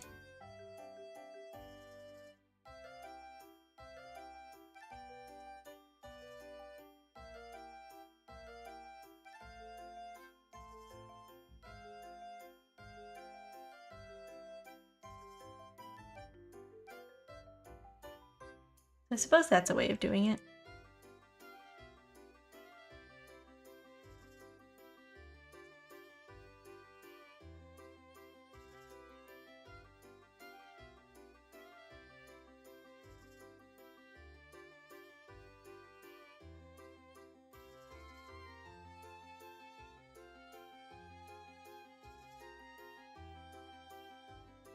I learned to laugh it off. Like, yeah, I've gotten my fair share of negative comments, but they're super rare. And when they do happen, it's usually some kind of kid being edgy, not even worth your time. That's true. I mean, I participated in the, what's it called? Art Fight 2024. And I had like a pretty negative experience on there where like I posted my own art on there and then I just got like comments of like, oh, you're using a base, or like this is like not yours or something like that. And I was like, but it is mine. I don't know like what you're talking about. But yeah, I was so bothered by those comments that I just I like deleted everything off of there. But I mean, looking back on it now, it probably was a troll. It probably was a kid.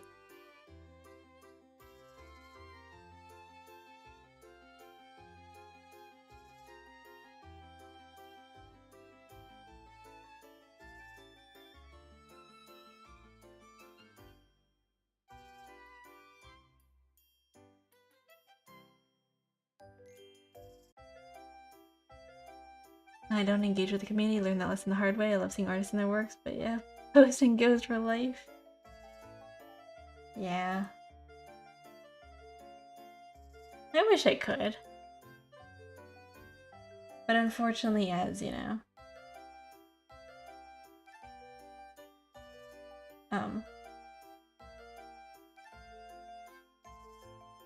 part of like being, I guess, an artist and a VTuber, like a streamer, content creator, I have to interact with people.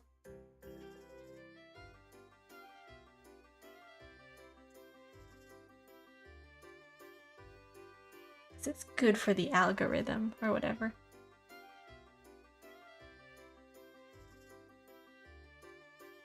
It's called like what? Community engagement. I mean, I don't interact with like toxic fan bases, but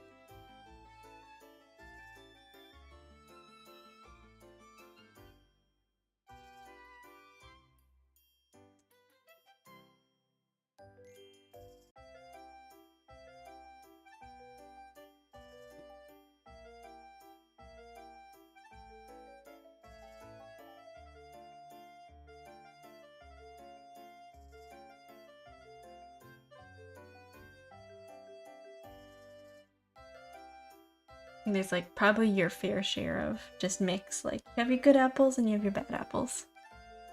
Bad apple. Dun, dun, dun, dun, dun.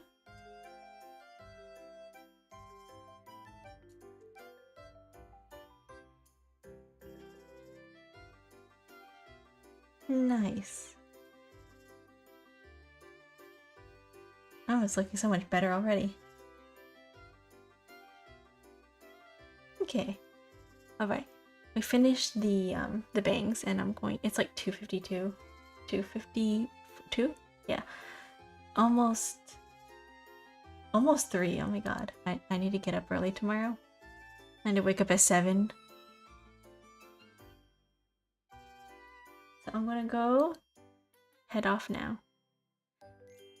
Best advice, take advice from other artists, especially people in your area of expertise when starting out. The same friend who started out drawing would read the comments and get really bad advice and hate from randos. And I tell them, why are you taking art advice from non-artists? I wouldn't take advice from non-gamers on how to beat an Elden Ring boss. Very true. Oh, oops.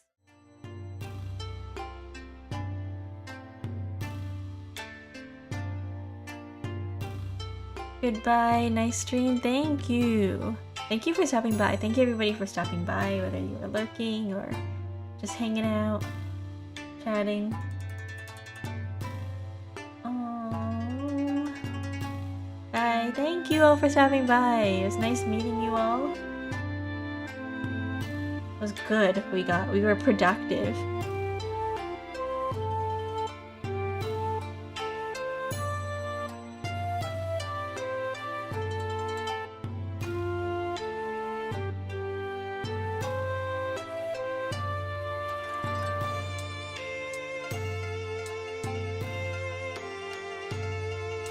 I'm trying to figure out who I should raid into.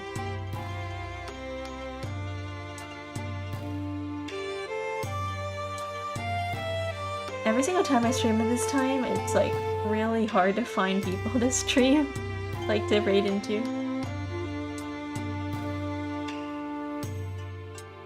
Oh, I can raid you over here. They have a cute style. Good night, everybody. We're gonna raid over to Clovor.